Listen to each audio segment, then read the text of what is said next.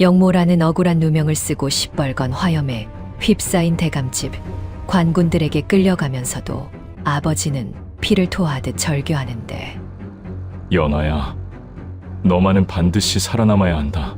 찢어진 비단 치맛자락을 부여잡고 가시덤불 우거진 산속을 맨발로 도망치는 여인의 처절한 뒷모습과 오열 소리가 산천을 울리고 굶어 죽기 직전 연하가 거둔 비쩍 마른 똥개가 기가 막히게 귀한 약초들을 찾아내어 은혜를 갚기 시작하는데 하지만 누렁이의 진짜 능력은 따로 있었으니 절체절명의 순간 녀석이 미친 듯이 땅을 파헤치자 그 속에서 세상을 발칵 뒤집을 충격적인 이것이 쏟아져 나오게 되는데 본격적인 사연 시작 전 구독과 좋아요 한 번씩 부탁드립니다.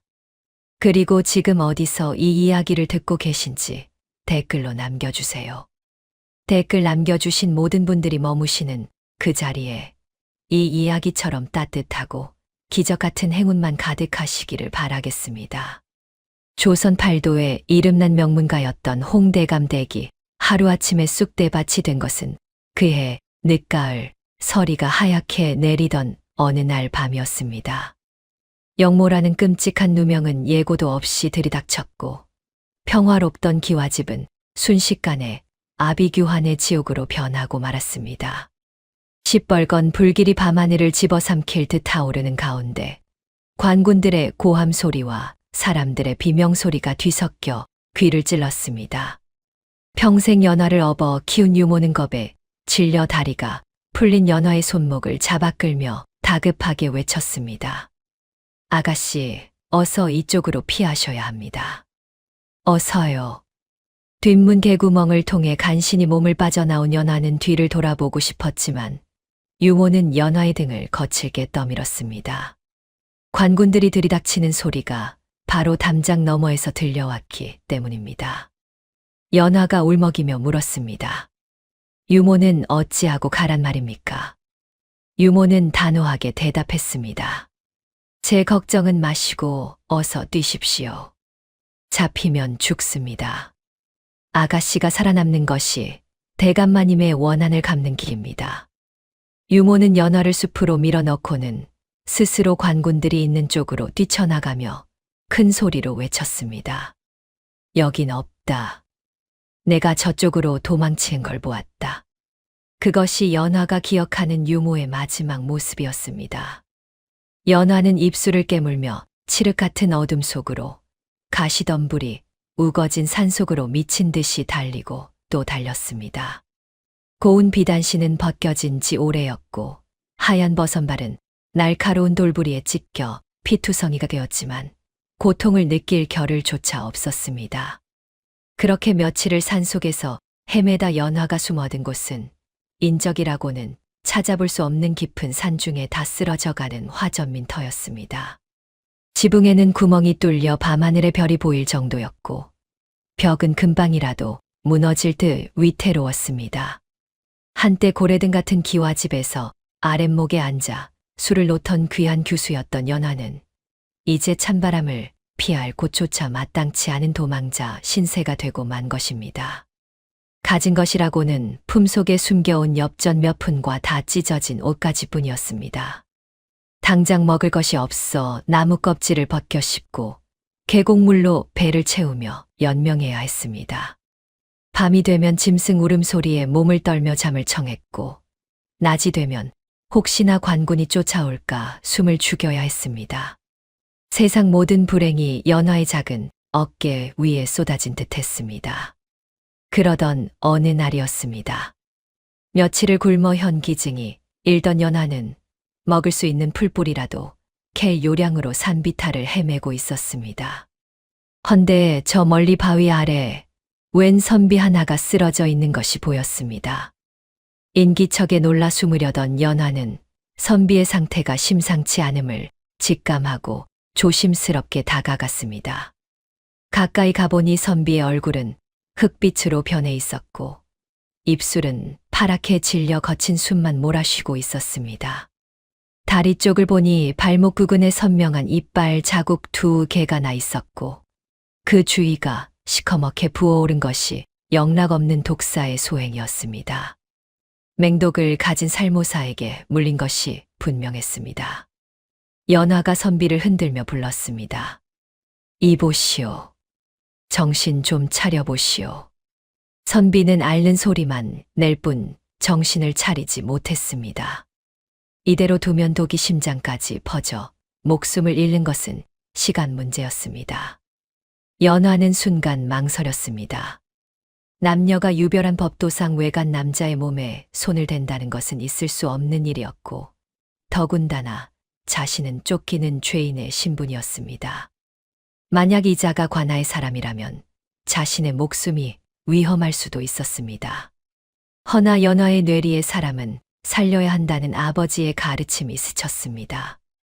아무리 도망자라 하나 눈앞에서 죽어가는 사람을 외면할 수는 없었습니다.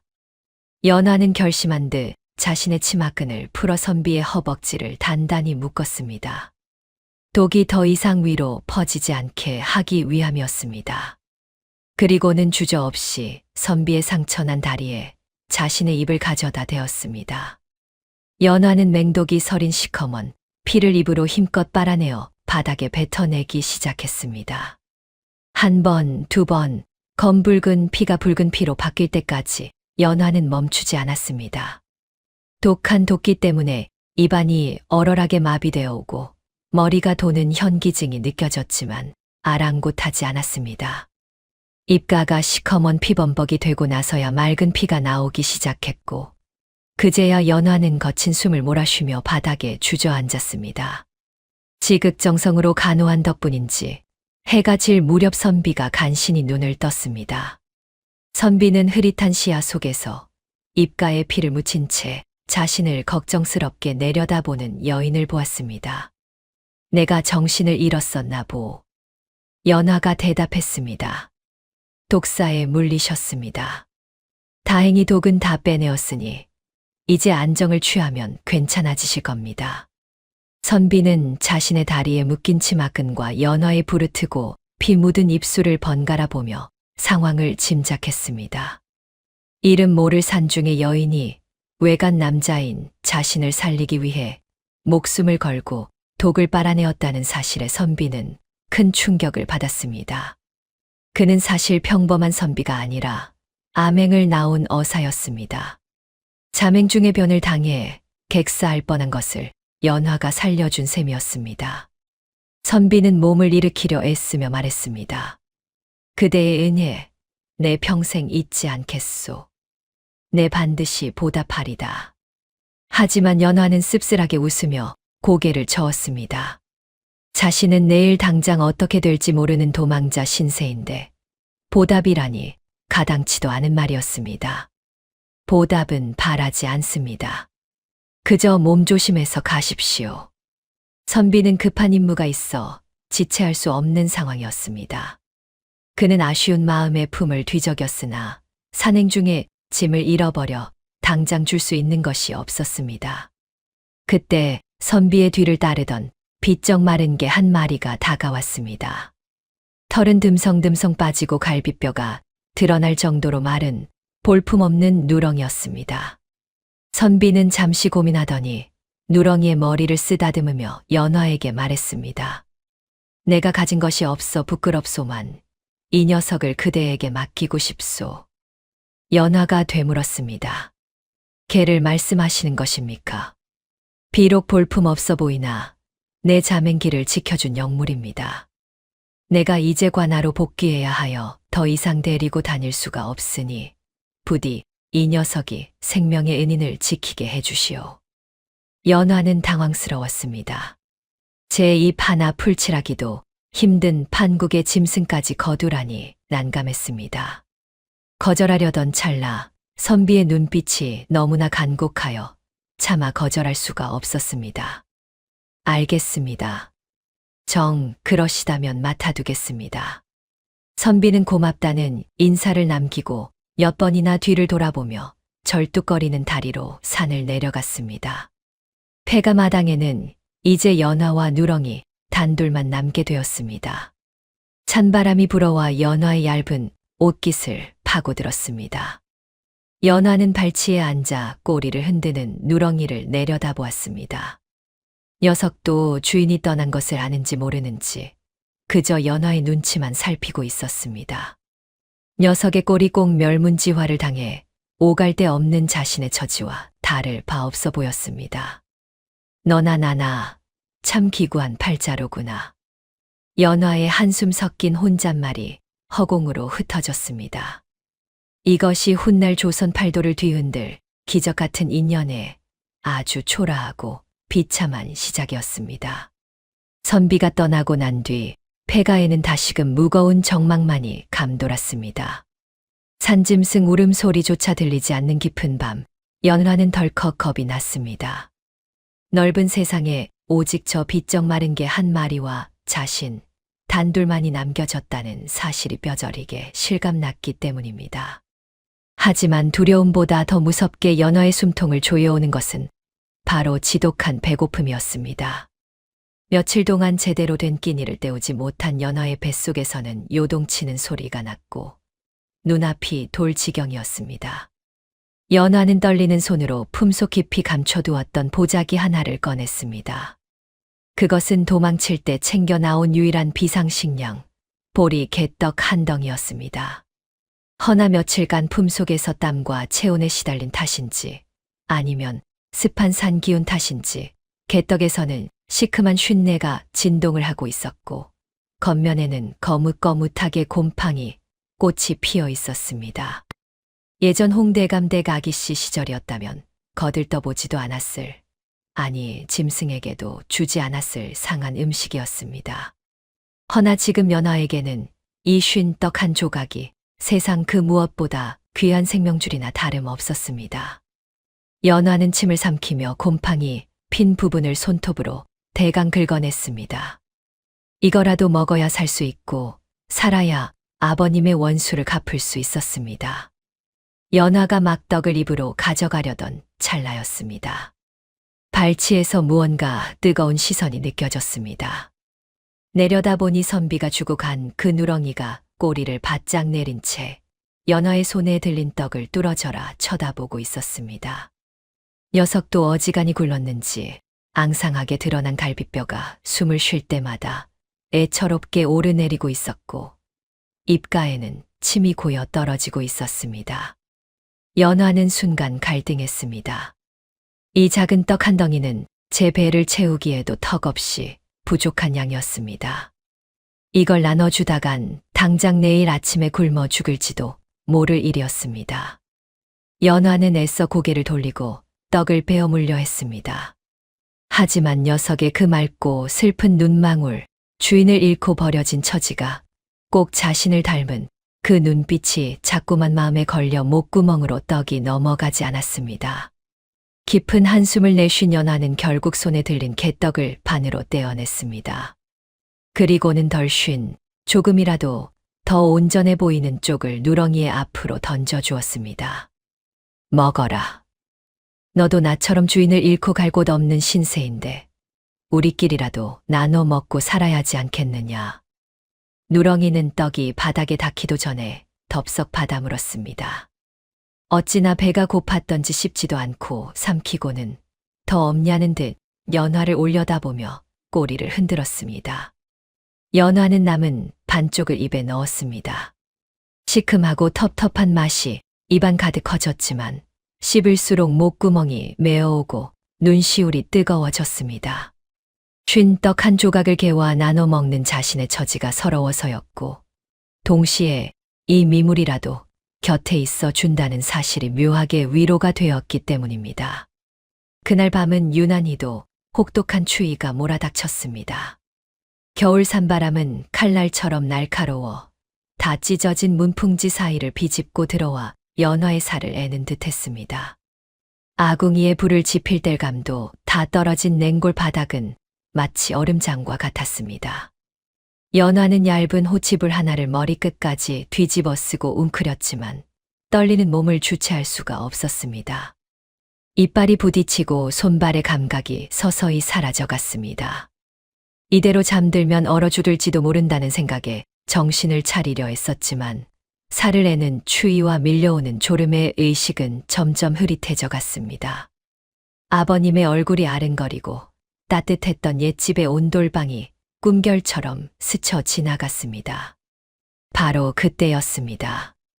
부스럭거리는 소리와 함께 이불자락이 들리더니 무언가 뜨끈하고 묵직한 것이 연화의 품으로 파고들었습니다. 누렁이였습니다. 녀석은 연화의 품속 가장 깊숙한 곳에 자리를 잡고 웅크리더니 자신의 몸을 연화의 배와 가슴에 밀착시켰습니다. 놀랍게도 녀석의 몸은 불덩이처럼 뜨거웠습니다. 짐승의 높은 체온이 얼음장 같던 연화의 몸으로 전해지자 마비되었던 손끝에 다시 피가 도는 듯 했습니다. 연화는 본능적으로 누렁이를 꽉 껴안았습니다. 녀석의 거친 털이 얼굴에 닿았지만 그 느낌조차 세상 무엇보다 포근하게 느껴졌습니다. 연화는 누렁이의 목덜미에 얼굴을 묻고 눈물을 흘렸습니다. 천하의 홍대감대 규수가 개를 껴안고 잠들게 될 줄 누가 알았겠습니까? 허나 그 밤 누렁이는 단순한 개가 아니라 연화의 생명을 지켜주는 유일한 난로이자 가족이었습니다. 누렁이 또한 연화의 품이 좋았는지 나직하게 소리를 내며 연화의 손등을 핥아주었습니다. 두 생명은 서로의 심장 소리를 자장가 삼아 모진 겨울밤을 견뎌내었습니다. 하지만 산속의 시련은 추위와 배고픔만이 아니었습니다. 며칠 뒤 달빛조차 구름에 가려 칠흑같이 어두운 밤이었습니다. 잠결에 예민한 누렁이가 먼저 고개를 들고 으르렁거리기 시작했습니다. 연화가 눈을 떴을 때 삐걱거리는 소리와 함께 낡은 나무 문이 거칠게 열렸습니다. 여기가 비어있는 줄 알았더니 웬 꽃 같은 여인이 숨어 있었구만. 역한 술 냄새와 함께 들어선 자는 험상궂은 인상의 산적이었습니다. 산속을 떠돌며 화전민들의 집을 털고 다니는 악질적인 화적대 중 하나였습니다. 산적은 횃불을 들이대며 연화의 얼굴을 확인하더니 누런 이빨을 드러내며 음흉한 미소를 지었습니다. 이게 웬 횡재냐. 양반집 아기씨 같은데 오늘 밤은 내 수청이나 한번 들어보거라. 산적은 다짜고짜 연화의 손목을 낚아채며 바닥으로 쓰러뜨렸습니다. 연화는 비명을 지르며 저항했지만 건장한 사내의 힘을 당해낼 재간이 없었습니다. 살려주세요. 사람 살려주세요.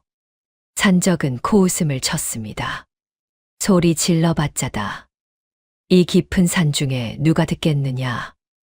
얌전히 있으면 목숨만은 살려주마. 산적의 손이 연화의 옷고름을 풀려던 절체절명의 순간이었습니다. 구석에서 얌전히 웅크리고 있던 평소에는 짖는 소리 한 번 내지 않던 순둥이 누렁이가 돌연맹수로 돌변했습니다. 누렁이는 번개 같은 속도로 튀어 올라 산적의 종아리를 향해 돌진했습니다. 그리고는 날카로운 송곳니를 박아 넣고 사정없이 물어뜯어 버렸습니다. 뼈만 남은 앙상한 몸 어디서 그런 괴력이 나왔는지 누렁이는 고개를 좌우로 세차게 흔들며 살점을 찢어발길 기세였습니다. 산적은 고통의 비명을 지르며 연화를 놓아주었습니다. 이 미친 개가. 그는 발길질을 하며 누렁이를 떼어내려 했지만 누렁이는 한 번 문 것을 절대 놓지 않는 자라처럼 산적의 다리에 매달려 으르렁거렸습니다. 녀석의 눈은 핏발이 서 있었고 입가에는 산적의 피가 낭자했습니다. 그것은 더 이상 비쩍 마른 개가 아니라 주인을 지키기 위해 강림한 수호신과도 같았습니다. 겁에 질린 산적은 결국 들고 있던 몽둥이를 내던지고 절뚝거리는 다리를 이끌고 문 밖으로 도망치기 시작했습니다. 누렁이는 도망가는 산적의 뒤를 쫓아 마당 끝까지 달려나가며 산이 떠나갈 듯 우렁차게 지저대었습니다. 그 소리가 어찌나 크고 위협적인지 산적은 뒤도 돌아보지 않고 숲속으로 굴러 떨어지듯 사라져 버렸습니다. 다시 고요가 찾아온 폐가 안, 연화는 찢어진 옷깃을 여미며 떨고 있었습니다. 잠시 후 누렁이가 거친 숨을 몰아쉬며 방 안으로 돌아왔습니다. 녀석의 입가에는 산적의 붉은 피가 묻어 있었고 산적의 발길질에 채였는지 옆구리를 조금 절뚝거리고 있었습니다. 연화는 눈물을 쏟으며 누렁이에게 달려가 녀석을 꽉 끌어안았습니다.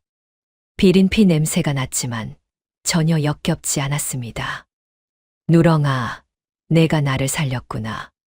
짐승만도 못한 놈에게서 내가 나를 구했어. 연화는 자신의 치마폭으로 누렁이의 입가에 묻은 피를 닦아주며 녀석의 머리를 쓰다듬었습니다. 누렁이는 언제 사나웠냐는 듯 순한 눈망울로 돌아와 연화의 품에 얼굴을 비볐습니다. 연화는 녀석의 체온을 느끼며 맹세했습니다. 이제 이 녀석은 단순한 개가 아니라고. 하늘이 내게 보내준 유일한 내 편이자 내 목숨보다 소중한 가족이라고 말입니다. 이제 우린 진짜 가족이다. 죽어도 같이 죽고 살아도 같이 사는 거다. 알겠지? 그날 밤의 사건 이후 연화와 누렁이 사이에는 말로는 설명할 수 없는 끈끈한 유대감이 싹 텄습니다. 쉰떡을 나눠 먹고 서로의 체온으로 추위를 견디며 목숨을 걸고 지켜준 그 밤. 비천한 폐가에서 시작된 두 생명의 동행은 그렇게 운명처럼 단단하게 맺어지고 있었습니다. 산적을 쫓아낸 그날 이후 다행히 겨울은 큰 탈 없이 지나갔습니다. 허나 눈이 녹고 산천에 새싹이 돋아나는 봄이 왔음에도 연화의 시련은 끝이 보이지 않았습니다. 겨우내 아껴 먹던 식량은 바닥을 드러낸 지 오래였고 산나물이며 풀뿌리로 연명하는 것도 한계가 있었습니다. 보릿고개가 닥쳐온 것입니다. 연화의 얼굴은 헬쑥하다 못해 투명해 보일 정도로 야위었고 누렁이 또한 겨우 붙었던 살이 다시 내려 등뼈가 울퉁불퉁 튀어나와 있었습니다. 배고픔에 지쳐 마루에 힘없이 늘어져 있던 어느 날 오후였습니다. 누렁이가 갑자기 자리에서 벌떡 일어나더니 코를 킁킁거리며 냄새를 맡기 시작했습니다.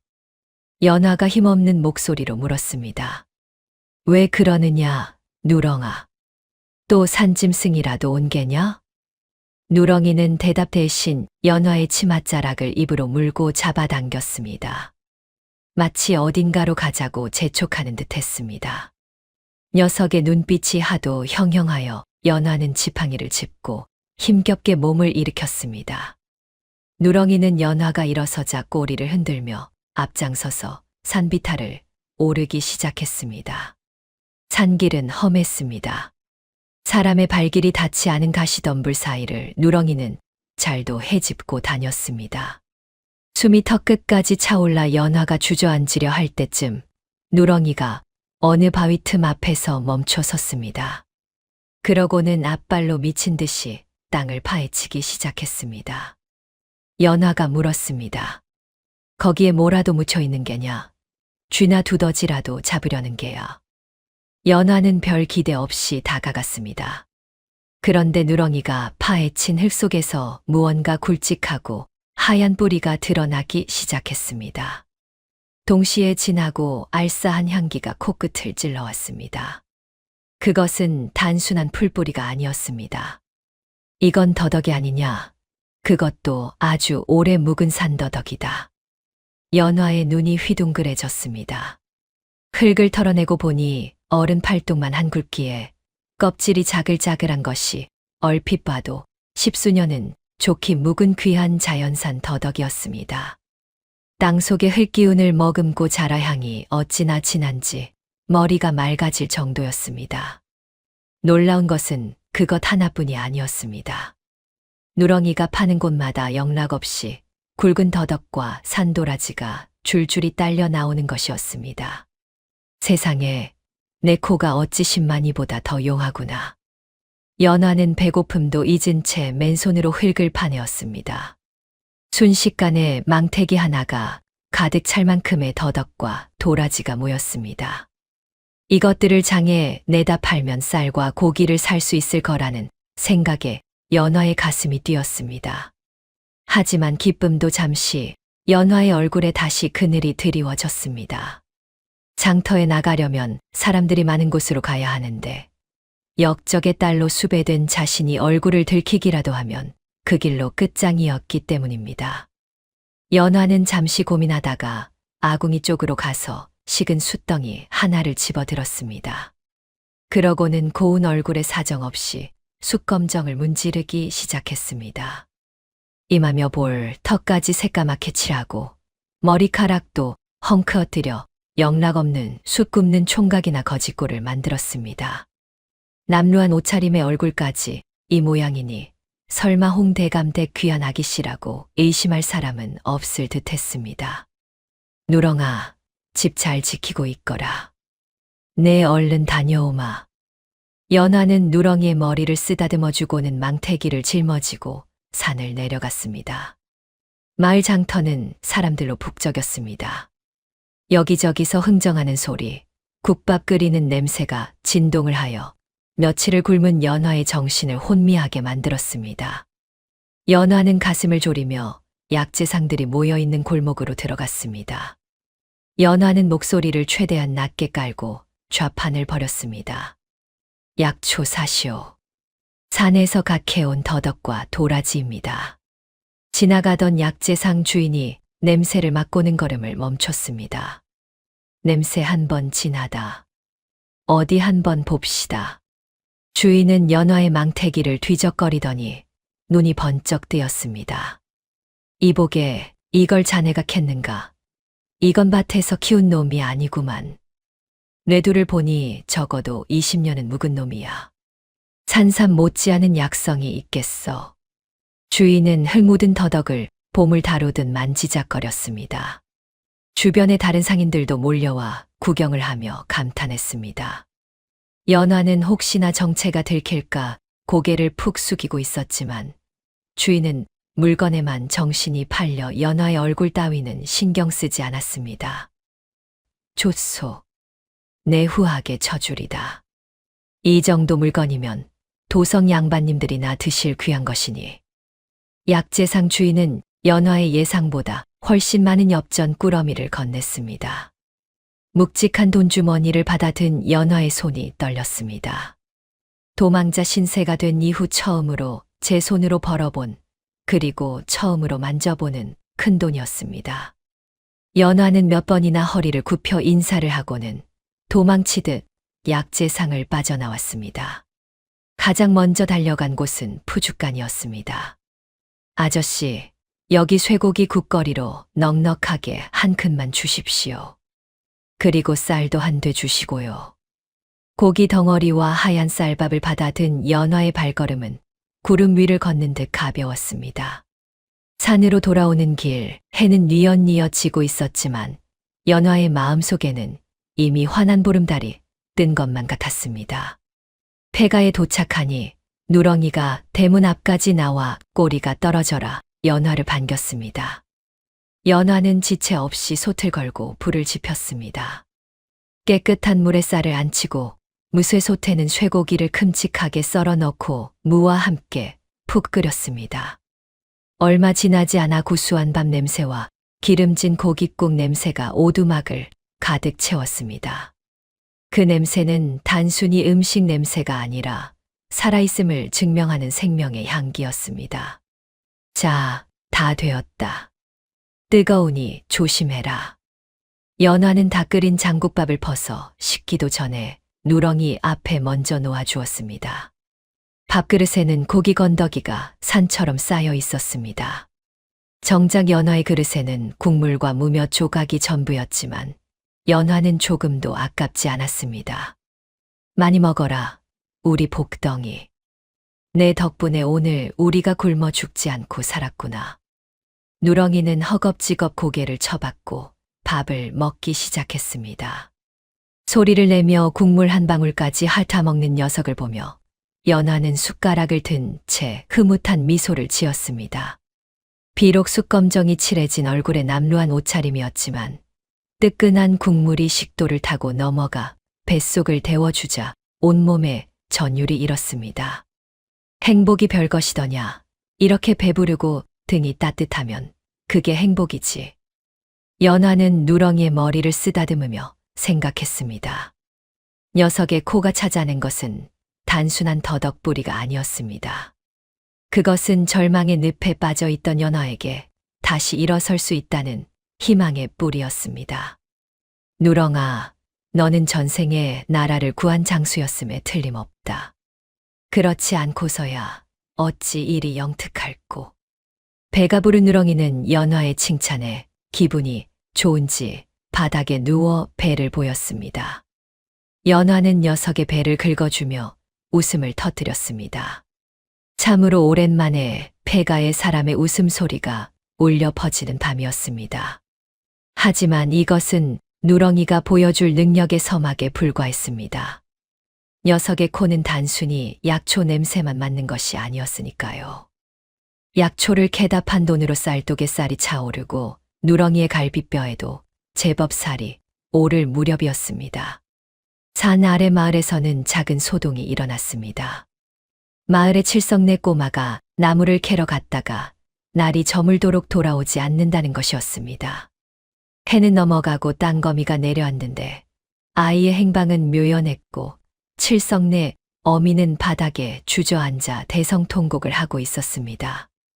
마을 장정들이 횃불을 들고 산 입구까지 올라와 샅샅이 뒤졌으나 첩첩산 중 깊은 골짜기 어디에 아이가 있는지 도무지 찾을 길이 없었습니다.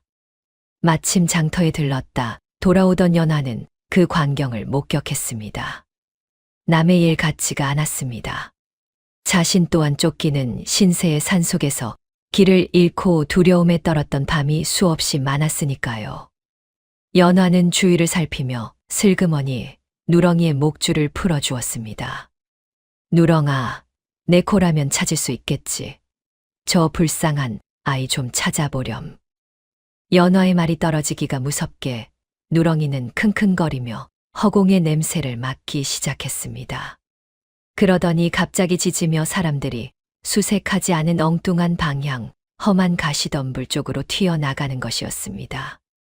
저 개가 어디로 가는겨? 이보시오. 저 개를 따라가 봅시다. 저놈이 보통 영물이 아니란 소문이 있소.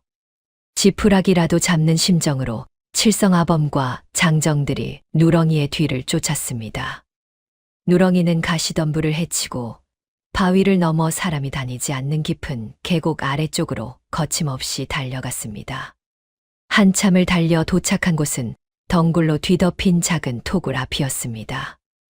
누렁이가 그 앞을 돌며 꼬리를 흔들자 장정들이 덩굴을 걷어내 보았습니다. 놀랍게도 그 안에는 길을 잃고 지쳐 잠들었던 칠성내 꼬마가 웅크리고 있었습니다. 아이를 찾았다는 소리에 칠성내 어미는 버선발로 달려와 아이를 끌어안고 오열했고 마을 사람들은 입을 다물지 못했습니다. 세상에 어른들도 못 찾는 걸 저 개가 찾았어. 산신령이 보낸 개가 틀림없네. 저 개가 아니었으면 오늘 밤 아이는 얼어 죽었을 개야. 사람들은 누렁이를 보며 신통방통한 개라며 칭송을 아끼지 않았습니다. 연화는 혹시나 자신의 정체가 탈로 날까 싶어 사람들의 시선을 피해 누렁이를 데리고 황급히 자리를 떴습니다. 하지만 발 없는 말이 천리를 간다고 했던가요. 이 사건 이후 산속 폐가에 사는 숙검정 총각과 그가 키우는 영물 누렁이에 대한 소문은 마을 전체로 아니 이웃 고을까지 바람을 타고 퍼져나갔습니다. 그로부터 며칠 뒤였습니다. 아이를 구한 일로 자신감이 붙었는지 아니면 하늘이 연화의 효심과 선행을 가상히 여겼는지 누렁이가 또다시 연화의 옷자락을 물고 늘어졌습니다.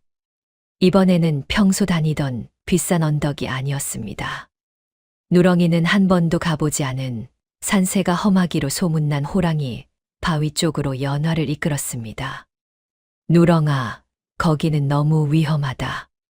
발을 헛디디면 천길 낭떠러지야.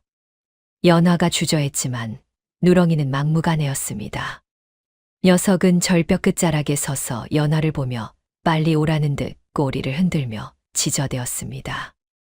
연화는 누렁이를 믿고 바위를 기어오르기 시작했습니다. 손바닥이 까지고 무릎이 깨지는 고통 속에서도 누렁이가 이끄는 곳에는 분명 무언가 있다는 확신이 들었기 때문입니다. 한참을 기어올라 도착한 곳은 사람의 발길이 닿을 수 없는 깎아지른 절벽의 중간, 옹폭하게 들어간 작은 평지였습니다. 구름이 발 아래 깔리고 서늘한 바람이 불어오는 그곳에 도착한 순간, 연화는 자신의 눈을 의심했습니다. 바위 틈 사이로 쏟아지는 햇살을 받으며 붉은 열매를 다닥다닥 매단 식물들이 군락을 이루고 있었던 것입니다. 잎이 5개, 영락없는 오가피 잎사귀 모양이었지만 그 잎에서 뿜어져 나오는 신비로운 기운은 예사풀의 것이 아니었습니다. 이건 연화의 심장이 뛰기 시작했습니다. 그녀는 떨리는 손으로 조심스럽게 흙을 파내어 보았습니다. 뇌두가 길고 몸통이 황금빛을 띠며 잔뿌리가 옥구슬처럼 맺혀 있는 그것은 바로 전설 속의 영약 천종산삼이었습니다. 그것도 한두 뿌리가 아니라 100년은 좋기 묵은 산삼들이 가죽을 이루어 자라고 있는 거대한 군락지였습니다. 세상에, 감사합니다. 천지신명님 감사합니다. 연화는 그 자리에 주저앉아 울고 말았습니다. 10만이들이 평생을 헤매도 한 뿌리 볼까 말까 한다는 천종산삼을 이 비천한 쫓겨난 양반집 딸과 버려진 개가 찾아낸 것입니다. 누렁이는 연화의 얼굴을 핥아주며 마치 이제 고생 끝이라고 말하는 듯 짖었습니다. 연화는 가장시한 산삼 몇 뿌리를 캐어 며칠 뒤 읍내의 큰 장터에 내다 팔았습니다. 약재상들은 산삼을 보자마자 눈이 뒤집혔습니다. 부르는 게 값이라는 천종산삼을 팔아 연화는 평생 만져보지도 못할 큰돈을 손에 쥐게 되었습니다. 폐가로 돌아온 연화는 가장 먼저 낡은 집을 수리했습니다. 구멍 뚫린 지붕을 튼튼한 기와와 지프로 덮고 찬바람이 들어오던 문풍지는 두꺼운 기름종이로 새로 발랐습니다. 냉골이었던 아궁이에는 장작을 가득 채워 방바닥이 끓게 만들었고 누렁이를 위해서는 솜이 두툼하게 들어간 비단 방석을 깔아주었습니다. 누렁아, 이제 춥지 않지? 배고프지 않지?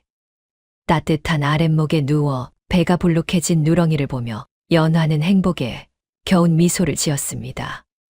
멸문지화의 아픔이 완전히 사라진 것은 아니었지만 적어도 이제는 굶어 죽을 걱정 없이 추위에 떨 걱정 없이 살 수 있게 된 것입니다. 이 모든 것이 저 꼬리치는 누렁이 덕분이라 생각하니 연화는 녀석이 그저 짐승이 아니라 하늘이 보낸 수호천사로만 보였습니다. 하지만 빛이 강하면 그림자도 짙어지는 법이라 했던가요. 산속 폐가의 기적 같은 변화는 곧 탐욕스러운 하이에나들의 냄새를 자극하고 말았습니다. 고을관아의 형방, 조칠성은 백성들의 고혈을 짜내기로 악명 높은 탐관오리였습니다. 뇌물을 받아먹고 죄 없는 사람을 옥에 가두는 인간 말종이었던 그의 귀에 기묘한 소문이 들려온 것입니다. 뭐라고? 산속 다 쓰러져가는 폐가에 사는 거지 녀석이 산삼을 캐서 벼락부자가 되었다고? 주막에서 술을 마시던 형방이 눈을 번뜩이며 물었습니다.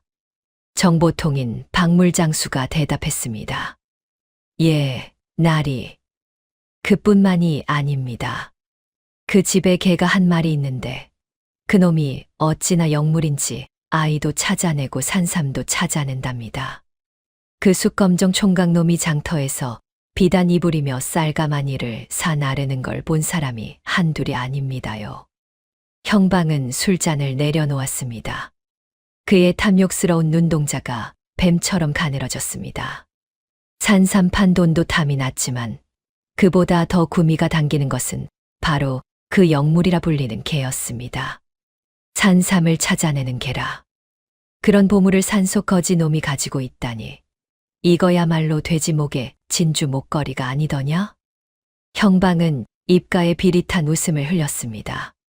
그의 머릿속에는 이미 그 개를 빼앗아 더 많은 산삼을 캐내고 떵떵거리는 부자가 될 더러운 계획이 세워지고 있었습니다. 여봐라, 당장 포졸들을 풀어라. 내 그 신통하다는 개를 직접 봐야겠으니 내일 날이 밝는 대로 그 산속 폐가로 출동한다. 형방의 호령 소리와 함께 관아의 묵직한 대문이 열렸습니다. 산속에서 평화로운 밤을 보내고 있는 연화와 누렁이는 꿈에도 몰랐습니다. 자신들의 소소한 행복을 짓밟으려는 검은 그림자가 독사처럼 혀를 날름거리며 서서히 목을 조여오고 있다는 사실을 말입니다. 폭풍전야의 고요함이란 바로 이런 것을 두고 하는 말이었을까요? 산삼을 판 돈으로 지붕을 고치고 쌀독을 채운 뒤 폐가에는 며칠간 꿈같은 평화가 이어졌습니다. 아침이면 산새 소리에 잠을 깨고 낮에는 누렁이와 함께 따사로운 봄볕을 쬐며 마루에 누워 낮잠을 즐기는 그런 나날들이었습니다. 연화는 이 행복이 영원할 것이야 믿고 싶었습니다. 아니, 믿어야만 했습니다. 멸문지화의 악몽 속에서 겨우 찾아낸 한 줌의 빛이었으니까요. 하지만 그 평화가 깨지는 데는 그리 오랜 시간이 걸리지 않았습니다. 안개가 채 걷히지 않은 이른 아침, 산새 소리 대신 둔탁한 군홧발 소리와 거친 고함 소리가 산속의 정적을 찢어버렸습니다. 여봐라, 안에 아무도 없느냐? 썩 나와 문을 열지 못할까? 단잠에 빠져있던 연화는 소스라치게 놀라 일어났습니다. 곁에 있던 누렁이도 벌떡 일어나 대문 쪽을 향해 낮게 으르렁거렸습니다. 녀석의 등털이 곤두선 것을 보니 심상치 않은 자들이 온 것이 분명했습니다. 연화는 황급히 옷매무새를 다듬고 얼굴에 숯검정이 제대로 칠해져 있는지 확인한 뒤 떨리는 손으로 문고리를 잡았습니다. 누구십니까? 낡은 나무 대문이 열리자 마당에는 서슬퍼런 육모방망이를 든 포졸 십수명과 그 가운데 가마를 타고 온 한 사내가 버티고 서 있었습니다. 번들거리는 기름진 얼굴에 뱀처럼 반에달한 눈, 탐욕이 덕지덕지 묻어나는 인상에 그 사내는 바로 고을의 악명 높은 형방, 조칠성이었습니다. 형방은 가마에서 거만하게 내리더니 부채로 코를 막으며 폐가를 휘이 둘러보았습니다. 소문이 사실이었구나. 다 쓰러져가는 귀신질인 줄 알았더니 기와를 새로 올리고 담장까지 고쳤어. 게다가 저기 쌀가마니 쌓인 것 좀 보게. 어지간한 양반집 곶간보다 낫구먼. 형방의 눈이 탐욕으로 번들거렸습니다. 연화는 본능적으로 몸을 움츠리며 고개를 조아렸습니다. 나으리 소인 같은 천한 놈에게 무슨 보릴로 이 험한 곳까지 오셨습니까요? 연화는 최대한 목소리를 깔고 어눌한 산의 흉내를 냈습니다. 형방은 연화를 벌레 보듯 훑어보더니 대뜸 본론을 꺼냈습니다. 내 듣자 하니 내 놈이 데리고 있는 그 개가 산삼을 캐고 잃어버린 아이까지 찾는 영물이라지. 사또께서 그 소문을 들으시고는 관아의 사냥개로 쓰겠다 하시니 당장 그 개를 내놓거라. 청천벽력 같은 소리였습니다. 누렁이를 내놓으라니요. 연화에게 누렁이는 단순한 개가 아니었습니다. 죽어가던 자신을 살려준 은인이자 차가운 세상에서 유일하게 온기를 나눠준 가족이었습니다. 그런 누렁이를 저런 탐관오리의 손에 넘겨준다면 뼈가 부서지도록 혹사당하다 보신탕감으로 팔려나갈 것이 불보듯 뻔했습니다. 나으리 당치 않습니다요. 이 녀석은 늙고 병든 잡견일 뿐입니다. 영물이라뇨, 가당치도 않은 헛소문입니다요. 제발 살려주십시오. 연화는 바닥에 납작 엎드려 빌었습니다. 하지만 형방은 코웃음을 쳤습니다. 허튼 수작 마라. 내 놈이 산삼을 팔아 벼락부자가 된 것을 모를 줄 아느냐. 그게 다 저 개 덕분이 아니더냐. 좋은 말로 할 때 개주를 넘기거라. 그렇지 않으면 내 놈이 훔친 돈으로 호의호식한다. 여기고 곤장을 칠 테니. 형방의 눈짓에 포졸들이 몽둥이를 들고 위협적으로 다가왔습니다. 누렁이는 연화의 앞을 막아서며 이빨을 드러내고 소리를 냈지만 십수명의 장정을 당해낼 수는 없어 보였습니다. 공포에 질린 연화는 누렁이의 목을 끌어안으며 저도 모르게 소리쳤습니다. 안 됩니다. 절대 못 줍니다. 이 아이는 제 가족입니다. 짐승에게도 주인이 있고 물건에도 임자가 있는 법인데 어찌 관아의 녹을 먹는 분들이 백성의 것을 강제로 빼앗으려 하십니까? 순간 정적이 흘렀습니다.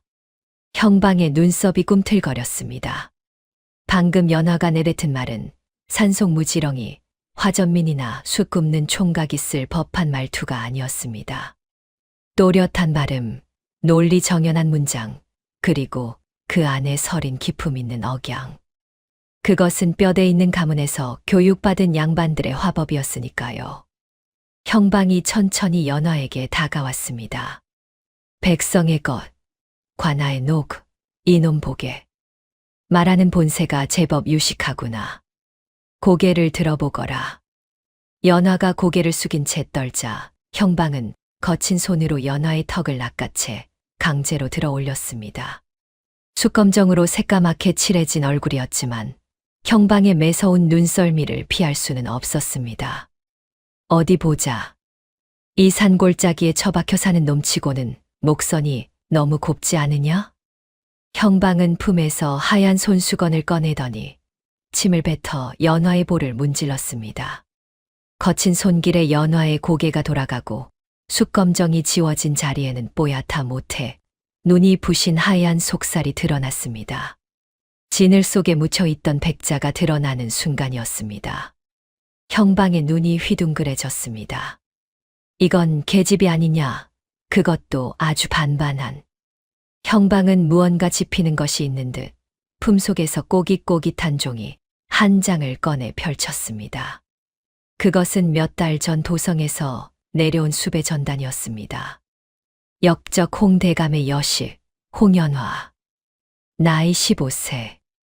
생포하는 자에게 천냥을 하사함.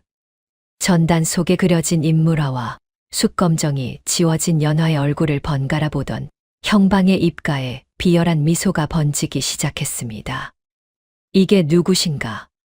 죽은 홍대감의 금지옥엽, 연화 아기씨가 아니십니까? 형방의 외침에 포졸들도 웅성거리며 몰려들었습니다. 연화의 심장이 내려앉았습니다. 올 것이 오고야 만 것입니다. 꽁꽁 숨겨왔던 비밀이 가장 최악의 순간에 가장 최악의 인물에게 들통나고 말았으니까요. 아닙니다. 사람을 잘못 보셨습니다. 연화가 뒷걸음질 치며 부정했지만 이미 형방의 눈은 탐욕을 넘어 광기로 번들거리고 있었습니다. 산삼 캐는 개 따위는 이제 안중에도 없었습니다. 역적의 딸을 잡으면 떨어질 포상금과 출세길이 눈앞에 활짝 열린 것입니다. 게다가 이 폐가에 숨겨진 산삼판 돈까지 차지할 수 있으니 그야말로 호박이 넝쿨째 굴러들어 온 셈이었습니다. 잘못 보긴 뭘 잘못 봐. 이 고운 피부, 이 오똑한 콧날, 딱 봐도 귀한 집 여식인데. 여봐라, 무엇들 하느냐. 당장 인연을 포박해라. 역적의 딸이다. 형방의 호령이 떨어지자 포졸들이 군줄인 늑대, 떼처럼 달려들었습니다. 이리 오너라. 순순히 오라를 받아라. 포졸 하나가 연화의 머리채를 낚아채고 다른 하나는 팔을 꺾어 눌렀습니다. 연화는 비명을 지르며 반항했지만 역부족이었습니다. 너라, 이거 놓지 못해. 그때였습니다. 주인이 공격당하는 것을 본 누렁이가 폭발했습니다.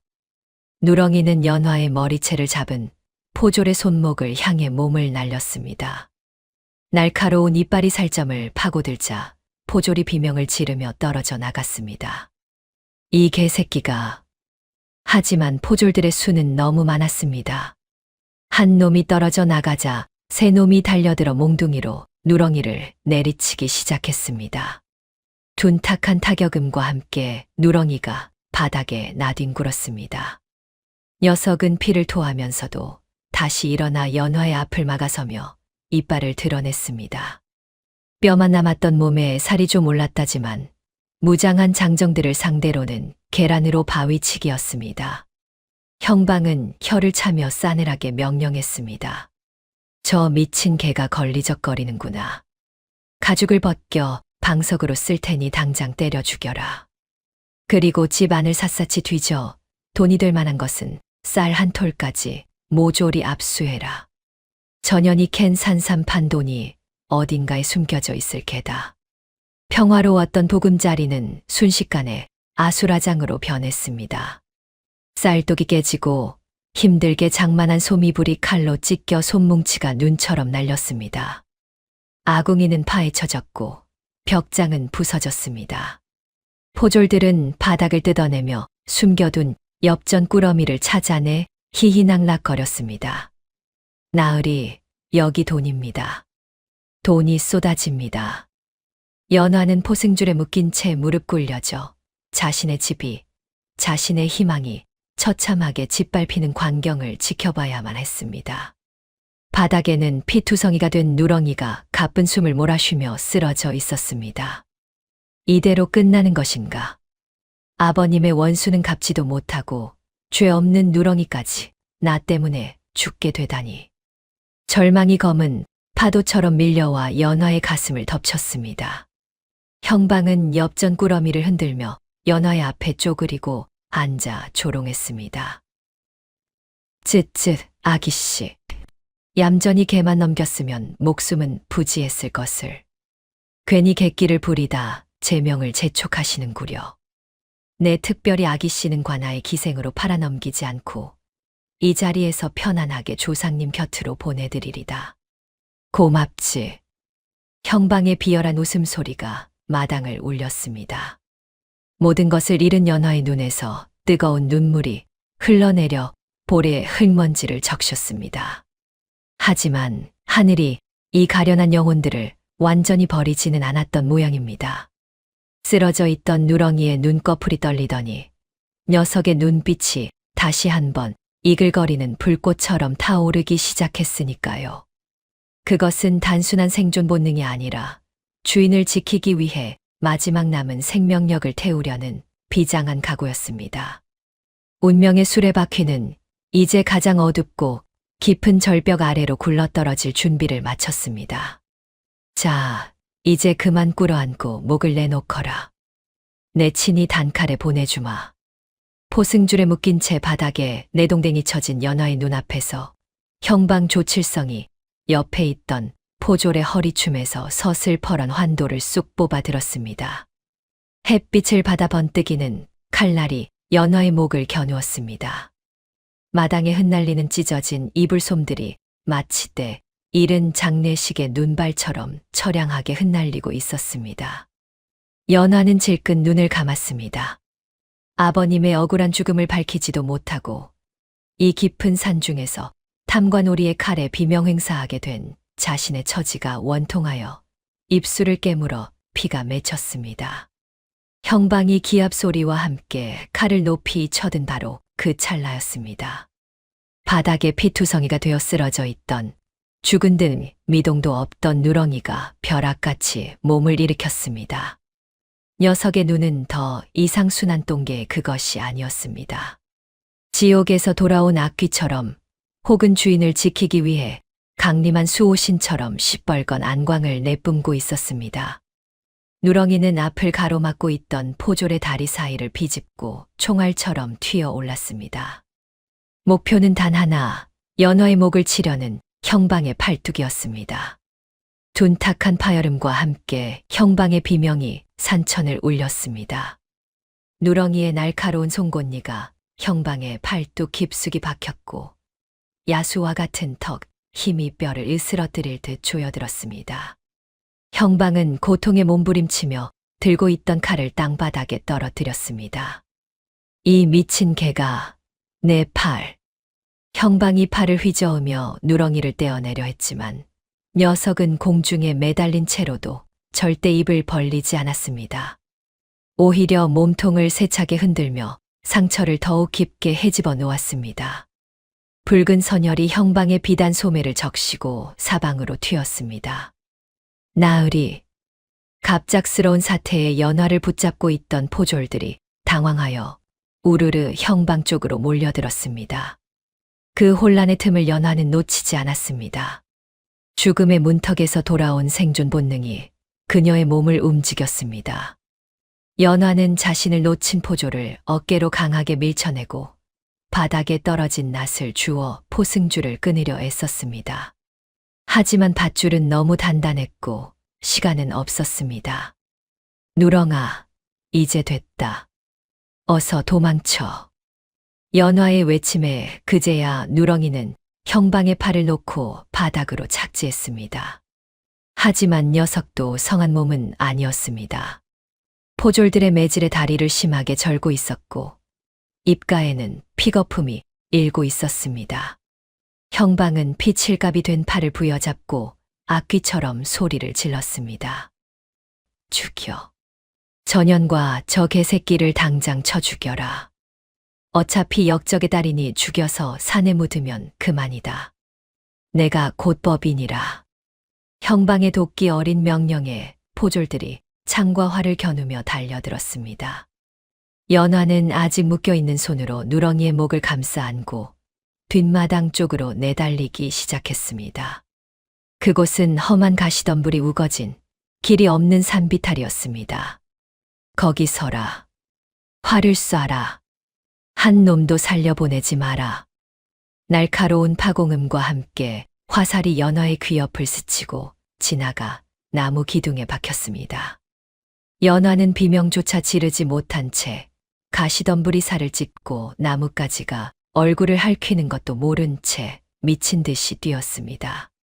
벗겨진 집신 사이로 드러난 맨발은 이미 피투성이가 되었고 숨은 턱 끝까지 차올라 심장이 터질 것만 같았습니다. 누렁이 또한 온전치 못한 몸으로 연화의 발치에서 죽으림을 다해 달렸습니다. 절뚝거리면서도 녀석은 연화가 뒤처질 아치면 멈춰서서 기다리고 으르렁거리며 쫓아오는 포졸들을 경계했습니다. 하지만 야속하게도 그들은 막다른 길에 다다르고 말았습니다. 깎아지른 절벽 아래 덩굴로 뒤덮인 좁은 동굴 입구가 보였습니다. 뒤에서는 포졸들의 고함 소리가 점점 가까워지고 있었습니다. 저쪽이다. 핏자국이 저쪽으로 이어졌다. 독 안에 든 쥐다. 포위해라. 더 이상 갈 곳은 없었습니다. 연화는 선택의 여지 없이 덩굴을 걷어내고 컴컴한 동굴 안으로 몸을 던졌습니다. 누렁이도 그 뒤를 따라 절뚝이며 들어왔습니다. 동굴 안은 습하고 냉랭한 기운이 감돌았고 썩은 냄새가 코를 찔렀습니다. 깊이는 짐작할 수 없었으나 입구에서 조금만 들어가도 빛이 닿지 않는 완벽한 어둠이었습니다. 연화와 누렁이는 동굴 가장 안쪽 바위 뒤에 몸을 숨기고 숨을 죽였습니다. 밖에서는 횃불의 불빛이 동굴 입구의 덩굴 틈새로 어른거리고 있었습니다. 여기 동굴이 있습니다. 발자국이 이 안으로 들어갔습니다. 그래? 이제야 잡았구나. 불을 밝혀라. 안으로 진입해서 끌어내라. 형방의 쉰 목소리가 동굴 안까지 울려 퍼졌습니다. 연화는 사시나무 떨듯 몸을 떨며 누렁이를 꽉 끌어안았습니다. 녀석의 거친 숨소리와 쿵쿵거리는 심장 박동이 연화의 가슴으로 고스란히 전해졌습니다. 누렁이의 황금빛 털은 핏물과 흙탕물로 엉망이 되어 있었고 형방을 물어뜯었던 이빨은 부러졌는지 피가 계속 배어 나오고 있었습니다. 누렁아, 미안하다. 정말 미안해. 연화는 소리 죽여 오열했습니다. 자신의 욕심 때문에, 아니 자신의 운명을 거스르지 못한 탓에 죄 없는 짐승까지 참혹한 주둠으로 몰아넣었다는 죄책감이 가슴을 후벼 팠습니다. 나를 만나지 않았더라면, 차라리 그 선비님을 따라갔더라면 너는 살았을 텐데. 따뜻한 밥은커녕 매질만 당하고 결국 이렇게 좁고 어두운 곳에서 죽게 생겼구나. 연화의 뜨거운 눈물이 누렁이의 콧등 위로 떨어졌습니다. 누렁이는 힘겨운 듯 눈을 깜빡이면서도 젖은 혀를 내밀어 연화의 눈물을 핥아주었습니다. 마치 울지 말라고, 저는 괜찮다고 위로하는 듯 했습니다. 그 모습에 연화의 가슴은 더욱 미어지고 말았습니다. 밖에서 웅성거리는 소리가 잦아들더니 타닥타닥 타오르는 횃불 소리와 함께 그림자들이 동굴 벽을 타고 길게 늘어졌습니다. 자, 들어가자. 반항하면 그 자리에서 찔러 죽여도 좋다. 저승사자의 발소리처럼 포졸들의 발걸음 소리가 점점 가까워져 왔습니다. 이제 정말 끝이었습니다. 연화는 누렁이의 목을 감싸 안고 눈을 질끈 감았습니다. 차라리 놈들의 손에 더럽혀지느니 이 자리에서 혀를 깨물고 죽는 것이 나으리라 생각했습니다. 그녀는 마지막으로 누렁이의 체온을 기억하려는 듯 녀석을 더욱 세게 품에 안았습니다. 그런데 그 순간이었습니다. 품에 안겨있던 누렁이가 갑자기 고개를 번쩍 들었습니다. 그러고는 동굴의 가장 깊숙한 구석, 칠흑 같은 어둠이 깔린 벽 쪽을 향해 코를 킁킁거리기 시작했습니다. 다가오는 적들을 경계하는 것이 아니었습니다. 녀석은 무언가에 홀린 듯 혹은 무언가를 발견한 듯 짧고 날카로운 소리를 내며 연화의 품을 빠져나갔습니다. 누렁아, 어디 가는 거냐? 연화가 당황하여 작은 목소리로 불렀지만 누렁이는 아픈 다리를 이끌고 동굴 구석으로 기어가더니 앞발로 미친 듯이 바닥을 긁어대기 시작했습니다. 연화는 이해할 수 없었습니다. 적들이 코앞까지 닥쳤는데 누렁이는 마치 그곳에 살 길이라도 있는 양 필사적으로 흙바닥을 파헤치고 있었습니다. 녀석의 발톱이 바닥에 긁히는 소리가 동굴 안에 기묘하게 울려 퍼졌습니다. 이봐, 무슨 소리 안 들려? 저 안쪽에서 무슨 소리가 나는데. 동굴로 진입하던 포졸들이 멈칫했습니다. 연화는 누렁이를 말리기 위해 기어가려 했습니다. 하지만 그때 누렁이의 발길질에 흙더미가 무너지며 무언가 둔탁하고 묵직한 것이 굴러 떨어지는 소리가 들렸습니다. 그것은 돌멩이가 굴러가는 소리가 아니었습니다. 쇠와 쇠가 부딪히는 아주 나직고도 차가운 금소금이었습니다. 동시에 동굴 입구에서 비쳐들어오는 횃불의 희미한 불빛이 누렁이가 파헤친 흙더미 위를 스치고 지나갔습니다. 연화의 눈이 믿을 수 없다는 듯 크게 뜨였습니다. 어둠 속에서 번쩍 하고 빛난 그것. 흙먼지를 뒤집어 쓰고 있었지만 그 영롱하고 누런 빛깔은 분명히 금이었습니다. 절망의 끝자락, 막다른 골목이라 생각했던 그 어둡고 축축한 동굴 바닥 아래에 세상이 상상조차 하지 못한 비밀이 잠들어 있었던 것입니다.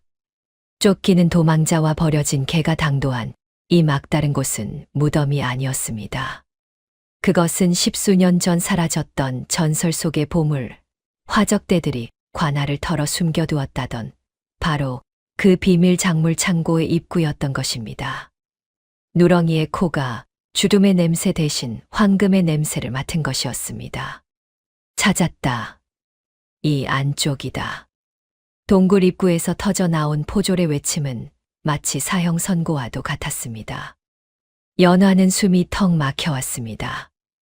눅눅한 습기와 곰팡이 냄새가 진동하는 동굴 안, 그 좁고 어두운 막다른 곳에 웅크린 채 그녀는 바들바들 떨고 있는 누렁이를 더욱 세게 끌어안았습니다. 타닥타닥 타오르는 횃불의 불길이 동굴 벽을 타고 춤을 추며 점점 안쪽으로 밀려 들어왔습니다. 그림자가 길어질수록 죽음의 공포도 함께 커져만 갔습니다. 연화의 머릿속에는 지난 십수년의 세월이 주마등처럼 스쳐 지나갔습니다.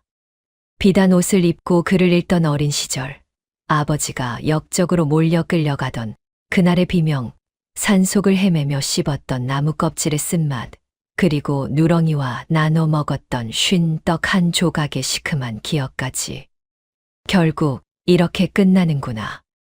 따뜻한 밥 한 끼 배불리 먹여주지 못하고 이 차가운 돌바닥에서 연화는 누렁이의 젖은 털에 얼굴을 묻었습니다. 녀석의 몸은 불덩이처럼 뜨거웠고 거친 숨을 몰아쉴 때마다 갈비뼈가 연화의 가슴을 찔러왔습니다. 누렁아, 무섭지? 조금만 참자. 이제 곧 아프지 않은 곳으로 갈 거야.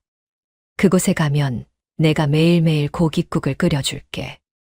배고프지 않게, 춥지 않게 해줄게. 연화의 눈물 섞인 속삭임에도 누렁이는 대답 대신 굵은 기침을 토해냈습니다. 입가에서 떨어진 핏방울이 연화의 소매를 적셨습니다. 그때였습니다. 횃불을 든 포졸 2명이 칼을 빼들고 조심스럽게 어둠 속으로 발을 들여놓기 시작했습니다. 그 뒤로 팔에 피칠갑을 한 형방 조칠성이 악귀 같은 형상으로 따라 들어오고 있었습니다. 쥐새끼들, 감히 관아의 형방을 물어 내 오늘 너희 가죽을 벗겨내어 관아 앞마당에 걸어두리라. 형방의 도끼 어린 고함 소리가 동굴 안에 울려 퍼졌습니다. 연화는 눈을 질끈 감고 다가올 고통을 기다렸습니다. 그런데 바로 그 순간 품 안에 안겨있던 누렁이가 발작적으로 몸을 비틀기 시작했습니다. 누렁이는 연화의 품을 거칠게 뿌리치고 바닥으로 내려왔습니다. 그러고는 적들을 향해 지는 것이 아니라 동굴의 가장 깊숙한 안쪽 물이 뚝뚝 떨어지는 젖은 흙바닥을 향해 기어가기 시작했습니다. 누렁아, 안 돼. 이리 와. 연화가 다급하게 녀석의 뒷다리를 잡으려 했지만 누렁이는 무언가에 홀린 듯 했습니다. 녀석은 앞발로 미친 듯이 바닥을 긁어대기 시작했습니다. 날카로운 발톱이 흙과 자갈을 튀기며 파고들었습니다. 그 모습은 마치 살기를 찾아 굴을 파는 두더지 같기도 했고 냄새를 맡은 사냥개 같기도 했습니다. 하지만 이 막다른 동굴 바닥을 판다고 해서 도망칠 구멍이 나올 리 만무했습니다. 앞서 오던 포졸 하나가 낄낄거리며 비웃었습니다. 이 녀석이 미쳤나? 거기 숨을 데가 어디 있다고 땅을 파. 형방도 코웃음을 치며 다가왔습니다. 오냐, 내 놈 묘자리를 내가 직접 하는구나. 기특한 짐승이로다. 하지만 누렁이는 멈추지 않았습니다. 발톱이 깨지고 발바닥에서 피가 배어 나와 흙과 섞여도 녀석은 필사적으로 땅을 파헤쳤습니다. 녀석의 코가 바닥에 닿을 듯 킁킁거리고 있었습니다. 흙냄새, 피냄새, 곰팡이 냄새 속에 섞여 있는 그 미세하고도 묵직한 쇠 냄새를 녀석은 맡은 것이 분명했습니다. 얼마나 팠을까요? 누렁이의 발길질에 흙더미가 무너지며 바닥에 묻혀있던 썩은 가마니에 귀퉁이가 드러났습니다. 세월의 사가 너덜너덜해진 삼배 조각이었습니다. 누렁이가 그 가마니를 이빨로 물어 뜯어내며 거칠게 잡아당겼습니다. 썩은 천이 찢어지는 소리와 함께 그 안에 잠들어 있던 것들이 흙더미 밖으로 쏟아져 내렸습니다. 그것은 돌멩이가 아니었습니다. 흙먼지를 잔뜩 뒤집어 쓰고 있었지만 동굴 입구에서 비쳐 들어오는 횃불의 불빛을 받자마자 그 물건들은 요란한 소리를 내며 자신의 존재를 드러냈습니다. 어둠 속에서 번쩍 하고 섬광이 일었습니다. 연화는 숨을 멈췄습니다. 형방의 발걸음도 그 자리에 딱 멈춰 섰습니다.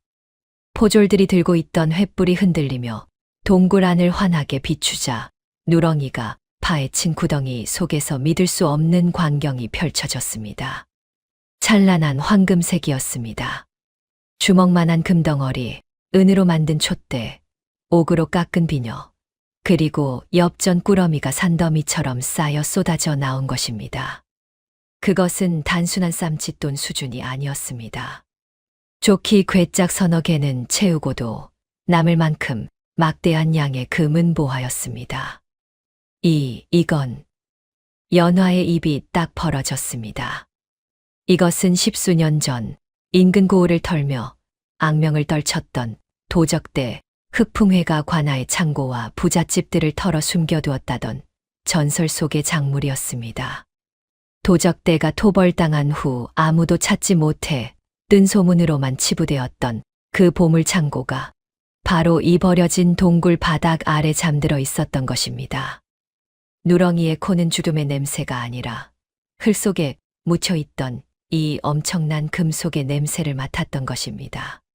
순간 동굴 안에는 기묘한 정적이 흘렀습니다. 죽이려는 자와 죽임을 당하려는 자, 모두 그 황홀한 황금빛에 압도되어 숨소리조차 내지 못했습니다. 그 정적을 깬 것은 형방 조칠성이었습니다. 그의 눈동자가 횃불보다 더 뜨겁게 타오르기 시작했습니다. 조금 전까지지만 해도 역적을 잡겠다는 살기로 가득 찼던 그의 눈은 이제 걷잡을 수 없는 탐욕과 광기로 뒤덮여 있었습니다. 금이다. 이건 진짜 금이야. 형방은 다친 팔의 고통도 잊은 채 미친 사람처럼 구덩이로 달려들었습니다. 그는 바닥에 무릎을 꿇고 떨리는 손으로 금괴 하나를 집어들었습니다. 묵직한 무게감, 차가운 감촉, 그리고 횃불 아래서 영롱하게 빛나는 황금빛. 그는 금괴를 이빨로 꽉 깨물어 보았습니다. 선명한 이빨 자국이 남았습니다. 진짜 금이다. 횡재다, 횡재야. 형방은 흙바닥을 뒹굴며 금은 보화를 가슴에 쓸어 담았습니다. 은비녀를 머리에 꽂아보고 금괴를 볼에 비비며 괴성을 질러댔습니다. 그 추악한 모습에 포졸들도 침을 꼴깍 삼키며 슬금슬금 다가왔습니다. 나으리, 이게 다 뭡니까요? 혹시 예전에 흑풍회가 숨겨뒀다던. 형방은 짐승처럼 으르렁거렸습니다. 저리 비켜. 다 내 거야. 손대지 마라. 손대는 놈은 목을 칠 것이다. 그는 자신의 팔을 물어뜯은 누렁이도 역적의 딸 연화도 안중에서 사라진 듯했습니다. 오직 눈앞의 황금만이 세상의 전부인 것처럼 보였습니다. 연화는 그 틈을 타 누렁이를 끌어안고 뒤로 슬금슬금 물러났습니다. 하지만 동굴은 막혀 있었고 나갈 곳은 형방이 가로막고 있는 입구뿐이었습니다. 한참을 금덩이에 파묻혀 웃어대던 형방이 문득 고개를 들었습니다. 그의 시선이 구석에 웅크리고 있는 연화와 마주쳤습니다. 순간 형방의 눈빛이 싸늘하게 변했습니다. 탐욕이 지나간 자리에 비열한 사리가 채워지기 시작했습니다. 형방은 천천히 몸을 일으켰습니다. 그의 손에는 금괴 대신 포졸에게서 빼앗은 서슬퍼런 칼이 다시 쥐어져 있었습니다. 아기씨, 이 엄청난 비밀을 보셨구려. 형방이 비릿한 웃음을 흘리며 한 걸음씩 다가왔습니다. 이 보물들이 세상에 알려지면 관하로 귀속되겠지. 내 몫은 쥐꼬리만큼도 안 될 테고. 헌데 목격자가 없다면 이 첩첩산중 동굴에서 무슨 일이 있었는지 아무도 모른다면? 형방의 의도는 명백했습니다. 이 막대한 보물을 독차지하기 위해 입을 막겠다는 것이었습니다. 역적을 잡는 공로 따위는 이 황금산에 비하면 아무것도 아니었으니까요. 너희 둘만 사라지면 이 금은 보화는 온전히 내 것이 된다. 어차피 역적의 달인이 죽어도 시체 찾을 사람 없을 테고 개새끼야 산짐승이 물어갔다 하면 그만이지. 형방은 칼끝을 연화의 목으로 겨누었습니다. 포졸들도 형방의 눈치를 살피더니 콩고물이라도 얻어먹으려면 공범이 되는 수밖에 없다는 것을 깨닫고 창을 고쳐 잡았습니다. 탐욕의 눈이 먼 자들은 짐승보다 더 잔혹하게 변해 있었습니다. 저승 가서 염라대왕께 이르거라. 내 묘자리에 황금을 깔아주는 호사는 누리게 해주마. 연화는 더 이상 물러설 곳이 없었습니다. 등 뒤에는 차가운 동굴 벽이, 앞에는 탐욕에 미친 악귀들이 칼을 들이밀고 있었습니다. 누렁이가 아픈 몸을 이끌고 다시 연화의 앞을 막아서며 낮게 으르렁거렸지만 녀석의 다리는 이미 한계에 다다라 후들거리고 있었습니다. 황금을 발견한 것이 도리어 명을 재촉하는 꼴이 되었습니다. 연화는 씁쓸한 미소를 지으며 누렁이의 머리를 쓰다듬었습니다. 차라리 잘된 일인지도 모릅니다. 이 지옥 같은 세상, 더 이상 희망 고문당하지 않고 녀석과 함께 한날 한시에 갈 수 있다면 그것 또한 운명일 테지요. 미안하다, 누렁아. 결국 나는 너를 지키지 못했구나. 형방이 칼을 높이 쳐들었습니다. 번쩍이는 칼날 위로 횃불의 불빛이 핏빛처럼 어리 비쳤습니다. 죽어라. 형방의 기합 소리와 함께 칼날이 허공을 갈랐습니다. 연화는 눈을 감지 않았습니다. 마지막 순간까지 저 추악한 탐관오리의 얼굴을, 그리고 자신을 지키려 했던 누렁이의 모습을 똑똑히 기억하려 했습니다. 바로 그 절체절명의 찰나였습니다. 멈춰라. 동굴 입구 쪽에서 천둥벼락 같은 호통 소리가 울려 퍼졌습니다. 그 소리가 어찌나 크고 위험이 서려 있었는지 동굴 천장에 흙먼지가 떨어질 정도였습니다. 내리꽂히던 형방의 칼날이 허공에서 딱 멈췄습니다. 모두의 시선이 일제히 입구 쪽으로 쏠렸습니다. 횃불의 역광을 받으며 서 있는 한 사내의 실루엣. 그는 갓을 삐딱하게 쓰고 낡은 도포 자락을 휘날리고 있었지만 그 어깨 위로 뿜어져 나오는 기세는 태산처럼 묵직했습니다. 그리고 그의 손에는 어둠 속에서도 찬란하게 빛나는 둥근 패 하나가 들려 있었습니다. 암행어사 출두요. 사내의 외침과 함께 동굴 밖에서 수십 명의 역졸들이 암행어사 출두야 를 복창하며 파도처럼 밀려들어 오기 시작했습니다. 지옥의 문턱에서 울려 퍼진 구원의 함성이 캄캄한 동굴을 뒤흔들며 새로운 운명의 서막을 알리고 있었습니다. 그 소리는 마치 마른 하늘에 떨어지는 날벼락과도 같았고 지옥의 밑바닥을 뒤흔드는 천군의 함성과도 같았습니다. 형방 조칠성이 들고 있던 칼이 스르르 손에서 미끄러져 소리를 내며 바위 위로 떨어졌습니다.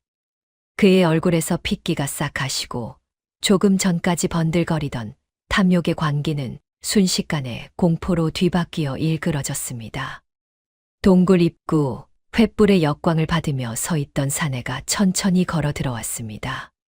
갓은 삐딱하고 옷은 남루했으나 그가 한 손에 높이 치켜든 둥근 노쇠패, 바로 마패에서는 어둠을 가르는 서리빨 같은 위험이 뿜어져 나오고 있었습니다. 마패에 새겨진 5마리의 말이 금방이라도 튀어나와 탐관오리들을 짓밟을 듯 생동감이 넘쳤습니다. 어사. 형방의 입술이 떨렸습니다. 그가 상황을 파악하기도 전에 동굴 밖에서 매복하고 있던 역졸들이 성난 파도처럼 밀려들어 왔습니다. 역적의 무리 같은 탐관오리들을 포박하라. 한 놈도 놓치지 마라. 육모방망이를 든 역졸들이 포졸들을 덮쳤습니다. 조금 전까지 연화와 누렁이를 위협하며 기세등등하던 포졸들은 혼비백산하여 무기를 버리고 우왕좌왕했습니다. 아이고, 나으리. 살려주십시오. 저는 시키는 대로 했을 뿐입니다요. 좁은 동굴 안은 순식간에 아수라장이 되었습니다. 포졸들이 도망치려 발버둥 쳤지만 역졸들의 몽둥이 찜질에 비명을 지르며 하나둘씩 바닥에 고꾸라졌습니다. 형방 조칠성 또한 도망칠 구멍을 찾으려 두리번거렸지만 이미 동굴 입구는 역졸들에 의해 철통같이 막혀 있었습니다. 네 이놈들. 내가 누군 줄 아느냐. 나는 이 고을의 형방이다. 어디서 감히 관아의 사람에게 행패냐. 형방은 마지막 발악으로 소리를 질렀습니다. 하지만 마패를 든 사내 암행어사는 눈 하나 깜짝하지 않고 형방의 코앞까지 걸어왔습니다. 가까이서 본 그의 얼굴은 몇 달 전 연화가 산속에서 독을 빨아내 살려주었던 바로 그 병약했던 선비였습니다. 하지만 지금 그의 눈빛에는 병색은커녕 죄인을 꿰뚫어 보는 서늘한 살기만이 가득했습니다. 고을의 형방이라. 관아의 녹을 먹는 자가 죄 없는 백성을 죽이려 하고 도적대의 작물을 탐하여 사리사욕을 채우려 하다니. 내 놈이 정령 살기를 바라는 것이냐? 어사의 목소리는 낮았지만 동굴벽을 타고 쩌렁쩌렁하게 울렸습니다. 형방은 억울하다는 듯 길길이 날뛰며 연화를 손가락질했습니다. 어사 나리 오해십니다. 전녀는 역적 홍대감의 딸입니다.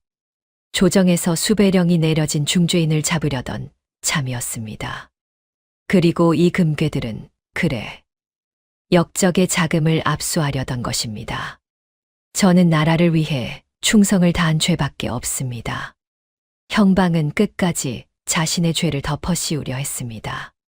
역적의 딸을 잡았다는 공로를 내세워 이 상황을 모면해 보려는 수작이었지요. 연화는 공포에 질려 누렁이를 끌어안은 채 바들바들 떨었습니다. 어사가 왔다고는 하나 자신은 여전히 쫓기는 신분이었으니까요. 혹시나 어사가 형방의 말을 믿고 자신을 체포한다면 그것이야말로 호랑이를 피하려다 사자를 만난 격이 될 터였습니다. 하지만 어사는 싸늘한 코웃음을 쳤습니다. 역적의 자금이라. 내 놈이 조금 전까지 이건 다 내 것이다. 목격자를 죽여라라고 떠들던 것을 내 두 귀로 똑똑히 들었거늘 어찌 그 혀를 함부로 놀리느냐. 그리고 역적의 딸이라 하였느냐? 어사의 시선이 구석에 웅크린 연화에게로 향했습니다. 연화는 차마 고개를 들지 못하고 몸을 움츠렸습니다. 어사는 다시 형방을 노려보며 호통을 쳤습니다. 내 놈이 말하는 영모 사건은 조작된 거짓임이 이미 밝혀졌다. 내가 이곳에 온 이유가 바로 홍대감의 억울함을 밝히고 내 놈들처럼 권력을 이용해 무고한 이를 핍박한 썩은 무리들을 처단하기 위함이다. 뭐라고요? 형방의 눈이 튀어나올 듯 커졌습니다. 다리에 힘이 풀린 그는 그 자리에 털썩 주저앉고 말았습니다. 여봐라. 이 추악한 탐관오리를 당장 포박하여 형틀에 매달아라. 내 친히 추국하여 그 죄를 낱낱이 물을 것이다. 역졸들이 달려들어 형방의 팔을 뒤로 꺾고 오라를 지었습니다. 조금 전까지 황금을 쥐고 희희낙낙하던 형방의 손에는 차가운 밧줄이 감겼고 그는 개 끌려가듯 질질 끌려 동굴 밖으로 내동댕이 쳐졌습니다. 그가 흘린 핏자국 위로 그토록 탐내던 금괴 하나가 툭 하고 떨어져 굴러갔지만 이제 그를 구해줄 수 있는 것은 아무것도 없었습니다. 동굴 안에 남은 포졸들까지 모두 제압되자 소란스러웠던 동굴 안에는 다시 정적이 찾아왔습니다. 남은 것은 바닥에 흩어진 금은 보화와 구석에 서로를 의지해 쓰러져 있는 연화와 누렁이, 그리고 그들 앞에 선 암행어사뿐이었습니다. 어사는 천천히 아주 조심스럽게 연화 쪽으로 다가갔습니다. 그리고는 무릎을 굽혀 연화와 눈높이를 맞추었습니다. 낭자, 괜찮으시오? 연화는 조심스럽게 고개를 들었습니다. 눈물과 흙먼지로 얼룩진 얼굴, 공포가 채 가시지 않은 눈동자가 어사를 향했습니다. 선비님, 아니, 어사 나리. 늦어서 미안하오. 내 조금만 더 일찍 왔더라면 이런 험한 꼴은 당하지 않았을 터인데. 어사의 목소리에는 깊은 회한과 안타까움이 묻어 있었습니다. 그는 가끈을 풀고 자신의 겉옷을 벗어 떨고 있는 연화의 어깨에 덮어주었습니다.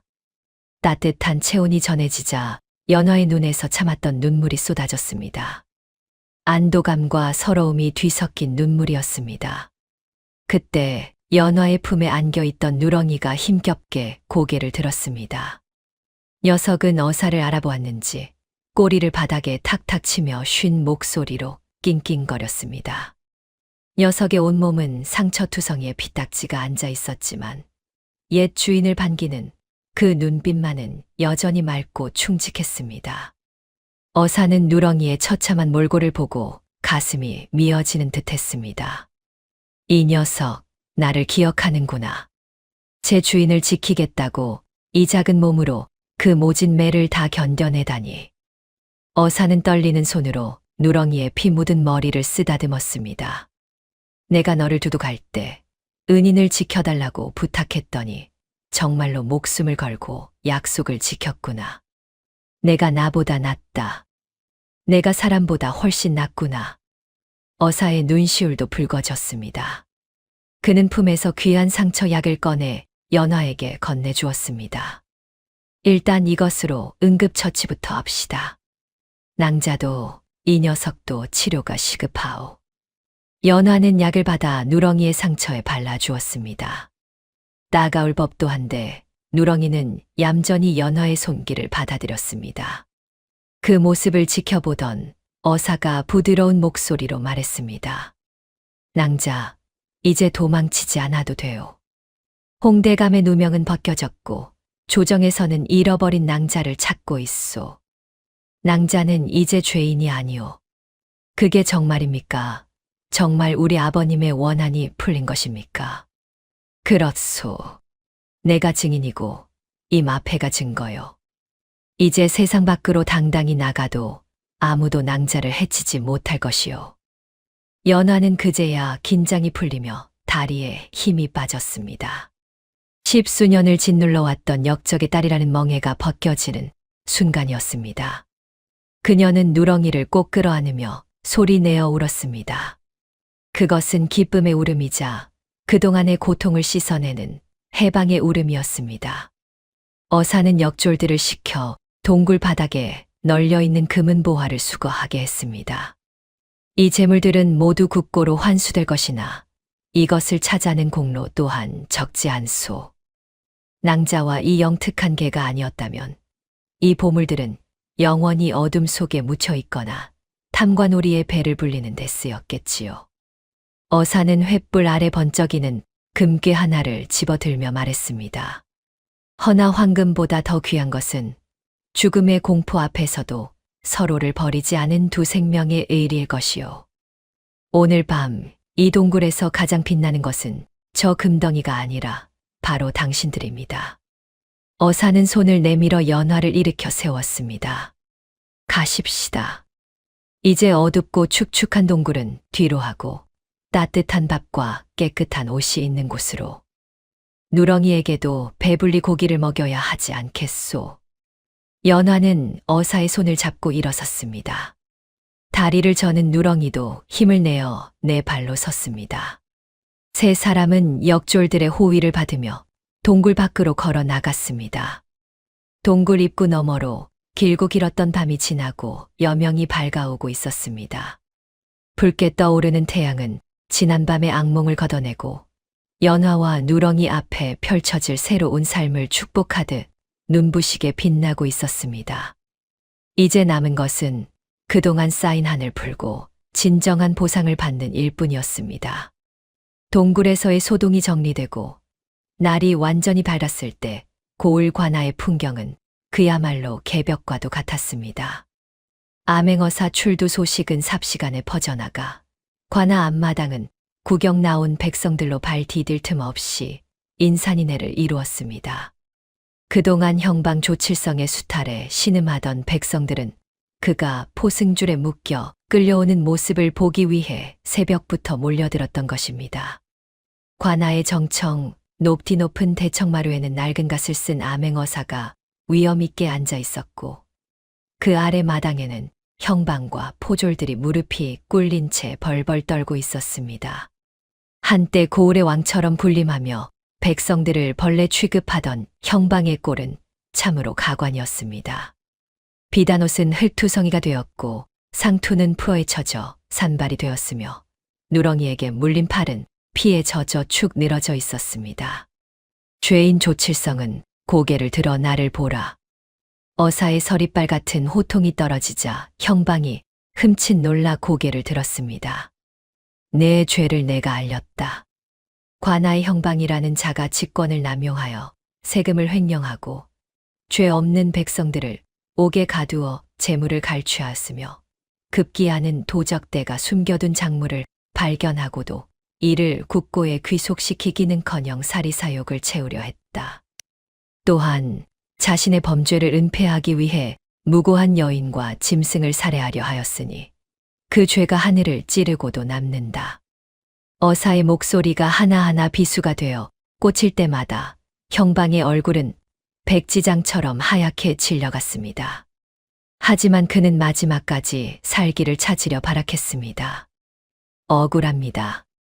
어사 나리, 저는 그저 역적의 딸을 잡아 나라에 충성하려 했을 뿐입니다. 저기 저 계집이 홍대감의 딸 홍연화입니다. 전연을 잡으려다 그만. 금괴는 우연히 발견한 것일 뿐 제가 가지려던 게 아닙니다요. 통촉하여 주시옵소서. 형방은 바닥에 머리를 찌으며 읍소했습니다. 끝까지 연화를 물고 늘어져 자신의 죄를 희석해 보려는 추악한 신보였습니다. 마당에 모인 백성들이 웅성거리기 시작했습니다. 뭐라고? 저 숫검정 총각이 홍대감대 가기시라고? 역적의 딸이라니. 그게 무슨 소리여? 사람들의 시선이 일제히 한쪽 구석에 서 있는 연화에게로 쏠렸습니다. 연화는 몸을 움츠리며 고개를 숙였습니다. 아직 역적의 딸이라는 주홍글씨가 지워지지 않았기에 사람들의 수군거림이 날카로운 화살처럼 느껴졌습니다. 그때 어사가 자리에서 벌떡 일어났습니다. 그는 천천히 계단을 내려와 마당 한가운데로 걸어왔습니다. 그리고는 형방의 앞에 서서 싸늘하게 내려다보며 품에서 두루마리 하나를 꺼내 펼쳤습니다. 네 이놈, 아직도 그 더러운 입으로 거짓을 구하느냐. 여기 조정에서 내려온 교지가 있다. 어사는 두루마리를 높이 들어 백성들에게 보이며 큰 소리로 읽어 내려갔습니다.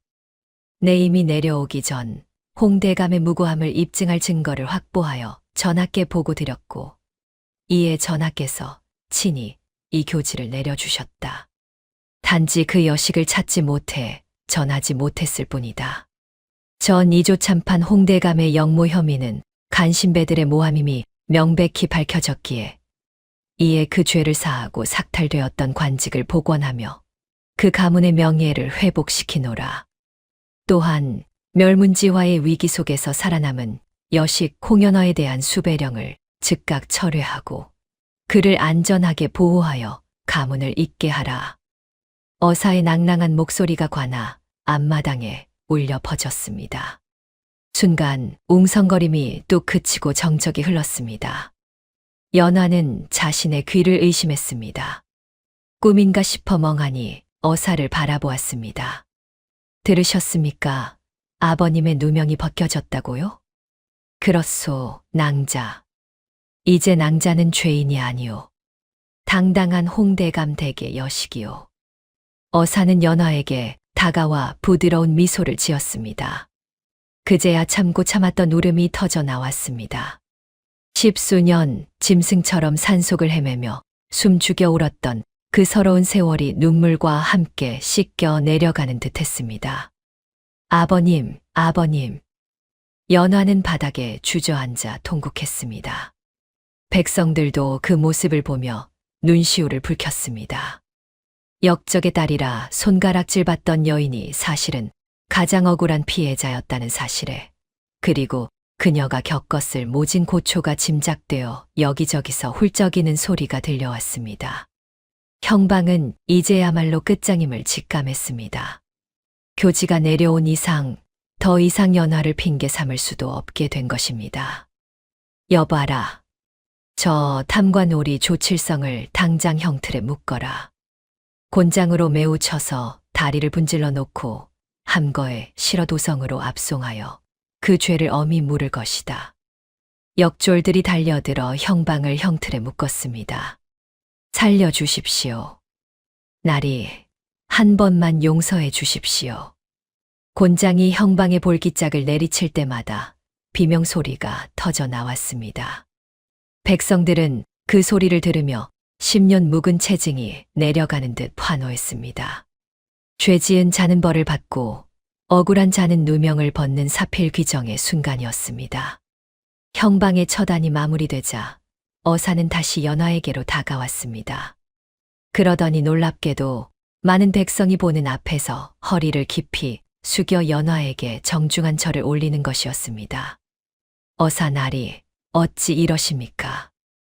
연화가 당황하여 어사를 말리려 했지만 어사는 고개를 들지 않았습니다. 낭자, 아니 홍학이 씨. 이 절은 암행어사가 아니라 일개 선비로서 생명의 은인에게 올리는 예입니다. 생명의 은인이라뇨? 기억하지 못하십니까? 몇 달 전 이 산속에서 독사에 물려 죽어가던 저를 살려주신 분이 바로 아기 씨 아닙니까? 제 다리에 입을 대고 그 시커먼 독혈을 빨아내 주신 그 지극정성, 제가 어찌 잊을 수 있겠습니까? 어사의 고백에 마당에 있던 백성들이 술렁거렸습니다. 남녀가 유별한 법도상 양반집 교수가 외간 남자의 다리에 입을 대고 독을 빨아냈다는 것은 실로 파격적이고도 헌신적인 희생이었기 때문입니다. 그때는 경황이 없어 이름조차 여쭙지 못하고 떠났으나 제 가슴 속에는 늘 아기 씨의 그 은혜가 빛처럼 남아 있었습니다. 오늘 이렇게 다시 만나 늦게나마 그 빚을 갚고 아버님의 명예를 찾아드릴 수 있게 되어 저 또한 감개무량합니다. 어사는 고개를 들어 연화를 바라보았습니다. 그의 눈빛에는 존경과 애틋함이 가득 담겨 있었습니다. 연화는 부끄러움과 감동에 얼굴을 붉히며 고개를 숙였습니다. 저는 그저 사람을 살려야 한다는 생각뿐이었습니다. 은혜라니요, 과분한 말씀입니다. 그때였습니다. 연화의 곁에 얌전히 앉아있던 누렁이가 짖으며 꼬리를 흔들었습니다. 온몸에 붕대를 감고 있었지만 녀석의 표정만은 개선장군처럼 의기양양해 보였습니다. 어사는 빙그레 웃으며 무릎을 굽혀 누렁이의 머리를 쓰다듬었습니다. 그래, 너를 빼놓을 뻔했구나. 이 녀석이야말로 1등 공신이지. 어사는 백성들을 향해 큰 소리로 외쳤습니다. 여러분, 보십시오. 이게는 비록 말 못하는 짐승이나 그 충성심과 영민함은 사람보다 낫습니다. 잃어버린 아이를 찾고 땅속 깊이 묻혀있던 금괴를 찾아내어 탐관오리의 죄를 밝혀낸 것이 바로 이 녀석입니다. 백성들의 함성과 박수 소리가 터져 나왔습니다. 어제까지만 해도 미친 개, 똥개라 불리며 매질을 당했던 누렁이가 하루아침에 고을을 구한 영물로 등극하는 순간이었습니다. 이 녀석이 아니었다면 저 막대한 국고는 영영 사라졌을 것이고 연화 아기씨 또한 목숨을 잃었을 것입니다. 주인이 위기에 처하자 자신의 몸을 던져 칼을 맞고 끝내 살기를 찾아낸 이 녀석의 기적 같은 능력, 이것이야말로 하늘이 감동한 효심과 의리가 아니겠습니까? 어사는 누렁이의 목덜미를 어루만지며 감탄했습니다. 내가 잠시 맡겼던 녀석이 나보다 훨씬 훌륭하게 제 몫을 해냈소. 금괴보다 귀한 것을 지켰구려. 참으로 장하오. 누렁이는 칭찬을 알아듣는 듯 꼬리를 돌리며 어사의 손을 핥았습니다. 연화는 눈물이 그렁그렁한 눈으로 누렁이를 꼭 끌어안았습니다. 고맙다, 누렁아. 내가 우리를 살렸어. 내가 우리 가문을 다시 일으킨 거야. 연화의 뜨거운 눈물이 누렁이의 털을 적셨습니다. 쉰 떡 한 조각을 나누어 먹으며 시작된 인연, 추운 겨울밤 서로의 체온에 의지에 버텨낸 날들, 그리고 죽음의 문턱에서 보여준 기적 같은 보은까지. 비천하게 버려졌던 두 생명이 서로를 구원하고 마침내 세상의 중심에 우뚝 서게 된 것입니다. 어사는 관아의 서기에게 명하여 포상 내용을 기록하게 했습니다. 동굴에서 발견된 금괴는 국고로 환수하되 그중 10분의 1을 발견자인 홍연화에게 포상금으로 하사한다.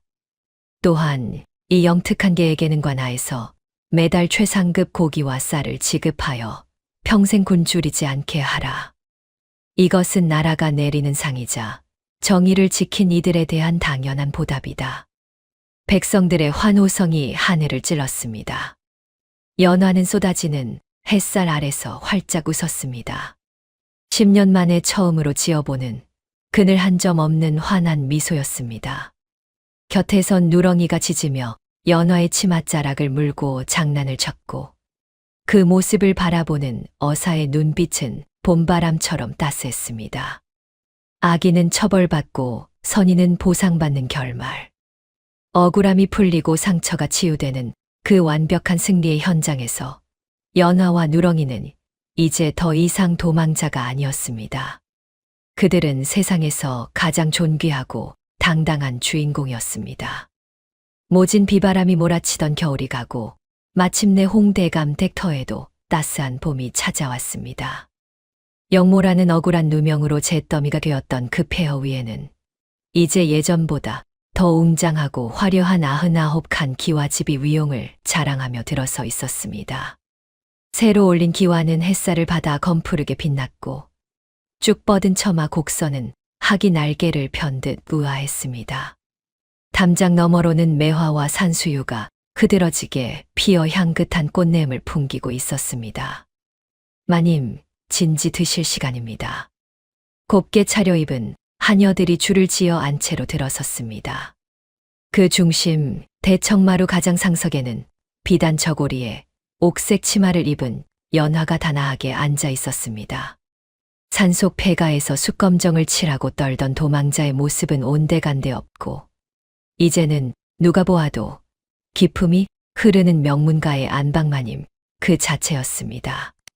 하지만 이 집안에서 가장 호강을 누리는 존재는 따로 있었습니다. 연화의 바로 옆 최고급 비단으로 만든 두툼한 방석 위에 배를 깔고 누워있는 녀석, 바로 누렁이었습니다. 녀석의 팔자는 그야말로 상전벽해가 따로 없었습니다. 뼈만 앙상했던 몸에는 윤기가 자르르 흐르는 황금빛 털이 촘촘하게 덮였고 목에는 웬만한 부잣집 마님들도 가지기 힘들다는 순금 방울 목걸이가 걸려 딸랑거리고 있었습니다. 자, 우리 복덩이 장군님. 오늘은 소갈비찜입니다. 입에 맞으실지 모르겠네요. 나이 지긋한 찬모가 녹그릇에 김이 모락모락 나는 갈비찜을 담아 누렁이 앞에 조심스럽게 내려놓았습니다. 마을 사람들과 하인들은 누렁이를 감히 개라고 부르지 않고 장군님 혹은 복덩이 어르신이라 부르며 극진히 모셨습니다. 집안을 일으키고 주인을 살린 영물에 대한 당연한 예우였습니다. 누렁이는 거만하게 하품을 한 번 하더니 느릿하게 고개를 숙여 갈비찜을 먹기 시작했습니다. 예전 같으면 쉰 떡 한 조각에도 감지덕지했을 녀석이 이제는 고기가 조금만 질겨도 뱉어낼 정도로 입맛이 까다로워졌으니 참으로 격세지감이 느껴지는 풍경이었습니다. 연화는 그 모습을 바라보며 입가에 은은한 미소를 지었습니다. 많이 먹어라. 더 먹고 싶으면 말만 하렴. 곳간의 쌀과 고기는 차고 넘치니. 연화는 숟가락을 들기 전 먼저 누렁이의 밥그릇에 살코기를 발라 올려주었습니다. 10수년 전 멸문지화를 당하고 쫓겨날 때만 해도 다시는 이런 날이 오지 않을 것이라 생각했습니다. 하지만 죽음의 문턱에서 만난 이 말 못하는 짐승과의 인연이 기적처럼 모든 것을 되돌려 놓은 것입니다. 연화는 가끔 자신의 볼을 꼬집어 보곤 했습니다.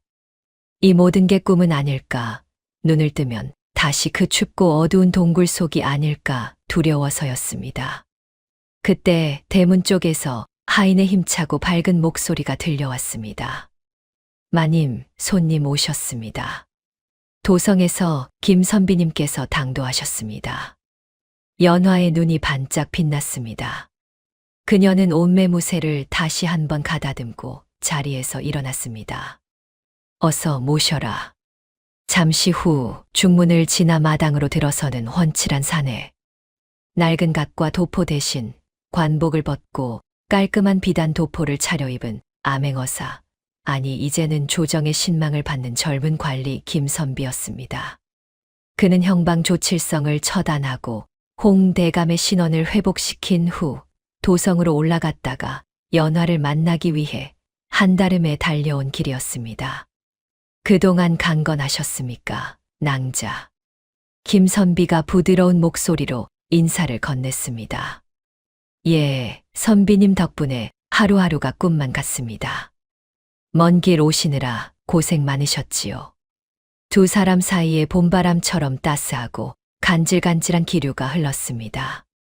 김선비는 뒷짐을 지고 마당을 거닐며 감탄했습니다. 참으로 훌륭하게 집을 복원하셨구려. 홍대감께서 하늘에서 보시고 얼마나 기뻐하실지 눈에 선합니다. 다 선비님과 그리고 이 녀석 덕분이지요. 연화의 시선이 마루 끝에 앉아 꼬리를 흔드는 누렁이에게로 향했습니다. 김선비는 껄껄 웃으며 누렁이에게 다가갔습니다. 오, 우리 1등 공신께서 더 늠름해지셨구나. 목에 건 그 금방울이 아주 잘 어울린다. 김선비가 손을 내밀자 누렁이는 짖으며 반갑게 달려들어 그의 품에 안겼습니다. 클투성이 발로 비단옷을 더럽혀도 김선비는 전혀 개의치 않고 녀석을 꽉 끌어안아 주었습니다. 이 녀석이 나를 기억하는구나. 그래, 나도 내가 보고 싶었다. 한바탕 인사가 끝나고 세 사람은 정자에 마주 앉았습니다. 향긋한 차 향기가 피어오르는 가운데 김선비가 조심스럽게 품에서 작은 상자를 꺼내 연어 앞에 밀어놓았습니다. 이게 무엇입니까? 도성에서 가장 솜씨 좋은 장인에게 부탁해 만든 옷가락지입니다. 연화의 볼이 발그레하게 물들었습니다. 옷가락지의 의미를 모를 리 없는 그녀였습니다. 김선비는 진지한 눈빛으로 연화를 바라보며 말을 이었습니다. 낭자, 지난번 동굴에서 말씀드리지 않았습니까? 제 다리에 입을 대고 독을 빨아주신 그날부터 제 목숨은 낭자의 것이라고요. 빚을 갚기 위해 시작된 인연이었으나 이제는 빚 때문이 아니라 제 마음이 낭자를 향하고 있음을 부인할 수가 없습니다. 김선비는 품에서 낡고 꼬질꼬질한 끈 하나를 더 꺼내 보였습니다. 그것은 연화가 독사에 물린 그의 다리를 묶어주었던 바로 그 치마끈이었습니다. 보십시오. 그때 낭자가 제 다리를 묶어주었던 이 끈을 저는 부적처럼 한시도 몸에서 떼어놓지 않았습니다. 이 끈이 저를 살렸고 저를 다시 이곳으로 이끌었습니다. 선비님, 낭자가 겪어온 그 모진 세월, 그리고 그 안에서도 잃지 않았던 따뜻한 심성과 의기를 흠모합니다. 부디 저와 함께 남은 생을 걸어가 주시겠습니까? 정중하고도 애틋한 청혼이었습니다. 연화는 잠시 말을 잇지 못하고 눈시울을 붉혔습니다. 도망자 신세로 산속을 헤매던 자신이 누군가에게 이토록 귀한 대접을 받고 사랑받을 수 있다는 사실이 벅차올랐기 때문입니다. 그녀는 떨리는 손으로 상자를 열어 옷가락지를 바라보았습니다. 영롱한 초록빛이 마치 봄날의 새싹처럼 싱그러웠습니다. 저는 부족한 사람입니다. 가문은 몰락했었고 손에는 흙대가 묻어 있습니다.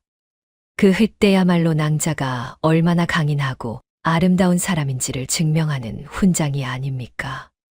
저에게는 세상 그 어떤 고운 손보다 낭자의 손이 더 귀합니다. 김선비의 확고한 대답에 연화는 마침내 고개를 끄덕이며 미소를 지었습니다. 부족하지만 선비님의 뜻을 따르겠습니다. 저 또한 선비님을 은혜하고 있었습니다.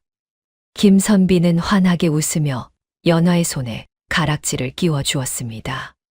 두 사람의 손이 맞닿은 그 순간 마루 밑에 있던 누렁이가 마치 축하라도 하듯 길게 울부짖었습니다. 그 소리가 어찌나 우렁차고 구성진지 연화와 김선비는 동시에 웃음을 터뜨리고 말았습니다. 하하하, 녀석. 우리 혼례식에 주례라도 서려는 모양입니다. 그러게 말입니다. 이 녀석 허락 없이는 시집도 못 갈 뻔했습니다. 해질녘 붉은 노을이 기와지붕 위로 내려앉았습니다. 연화와 김선비 그리고 그 사이에 듬직하게 앉은 누렁이는 나란히 대청마루에 앉아 저물어가는 해를 바라보았습니다. 연화는 누렁이의 머리를 쓰다듬으며 나직이 속삭였습니다. 누렁아, 기억나니? 그 추운 겨울밤 쉰 떡 한 조각을 나눠 먹으며 내가 했던 말. 누렁이는 귀를 쫑긋거리며 연화를 올려다보았습니다. 우린 가족이라고 죽어도 같이 죽고 살아도 같이 살자고 했었지. 내가 그 약속을 지켜준 덕분에 내가 이렇게 다시 웃을 수 있게 되었구나. 연화의 눈앞에 지난날의 기억들이 스쳐 지나갔습니다. 독사를 잡아주던 녀석의 용맹함, 추운 밤 난로가 되어주던 따스함, 산삼을 찾아내던 신통함, 그리고 칼날 앞에서도 주인을 버리지 않고 땅을 파헤쳐 금괴를 찾아낸 기적 같은 충심까지. 누렁이는 그저 개가 아니었습니다. 하늘이 무너진 연화의 삶을 다시 지탱해 준 기둥이었고 끊어진 인연의 끈을 다시 이어준 중매쟁이였으며 무엇보다 세상에서 가장 든든한 가족이었습니다. 내가 우리 집 기둥이다, 누렁아. 아니, 우리 가문의 수호신이지. 연화의 말에 김선비도 고개를 끄덕이며 누렁이의 등을 토닥였습니다. 그렇고 말고 이 녀석 동상이라도 세워줘야 할 판이요. 앞으로 태어날 우리 아이들에게도 이 녀석의 이야기를 전설처럼 들려줍시다. 은혜를 아는 짐승이 사람보다 얼마나 귀한지를 말이오. 누렁이가 힘차게 짖으며 꼬리를 흔들었습니다. 금방울 소리가 짤랑짤랑 울려 퍼지며 저녁 노을 속으로 흩어졌습니다. 그 후로도 오랫동안 홍대감댁, 아니 이제는 김선비와 홍부인의 집에는 웃음꽃이 끊이지 않았다고 합니다. 마을 사람들은 그 집 앞을 지날 때마다 대청마루에 앉아있는 황금빛 개를 보며 허리를 굽혀 인사를 했습니다.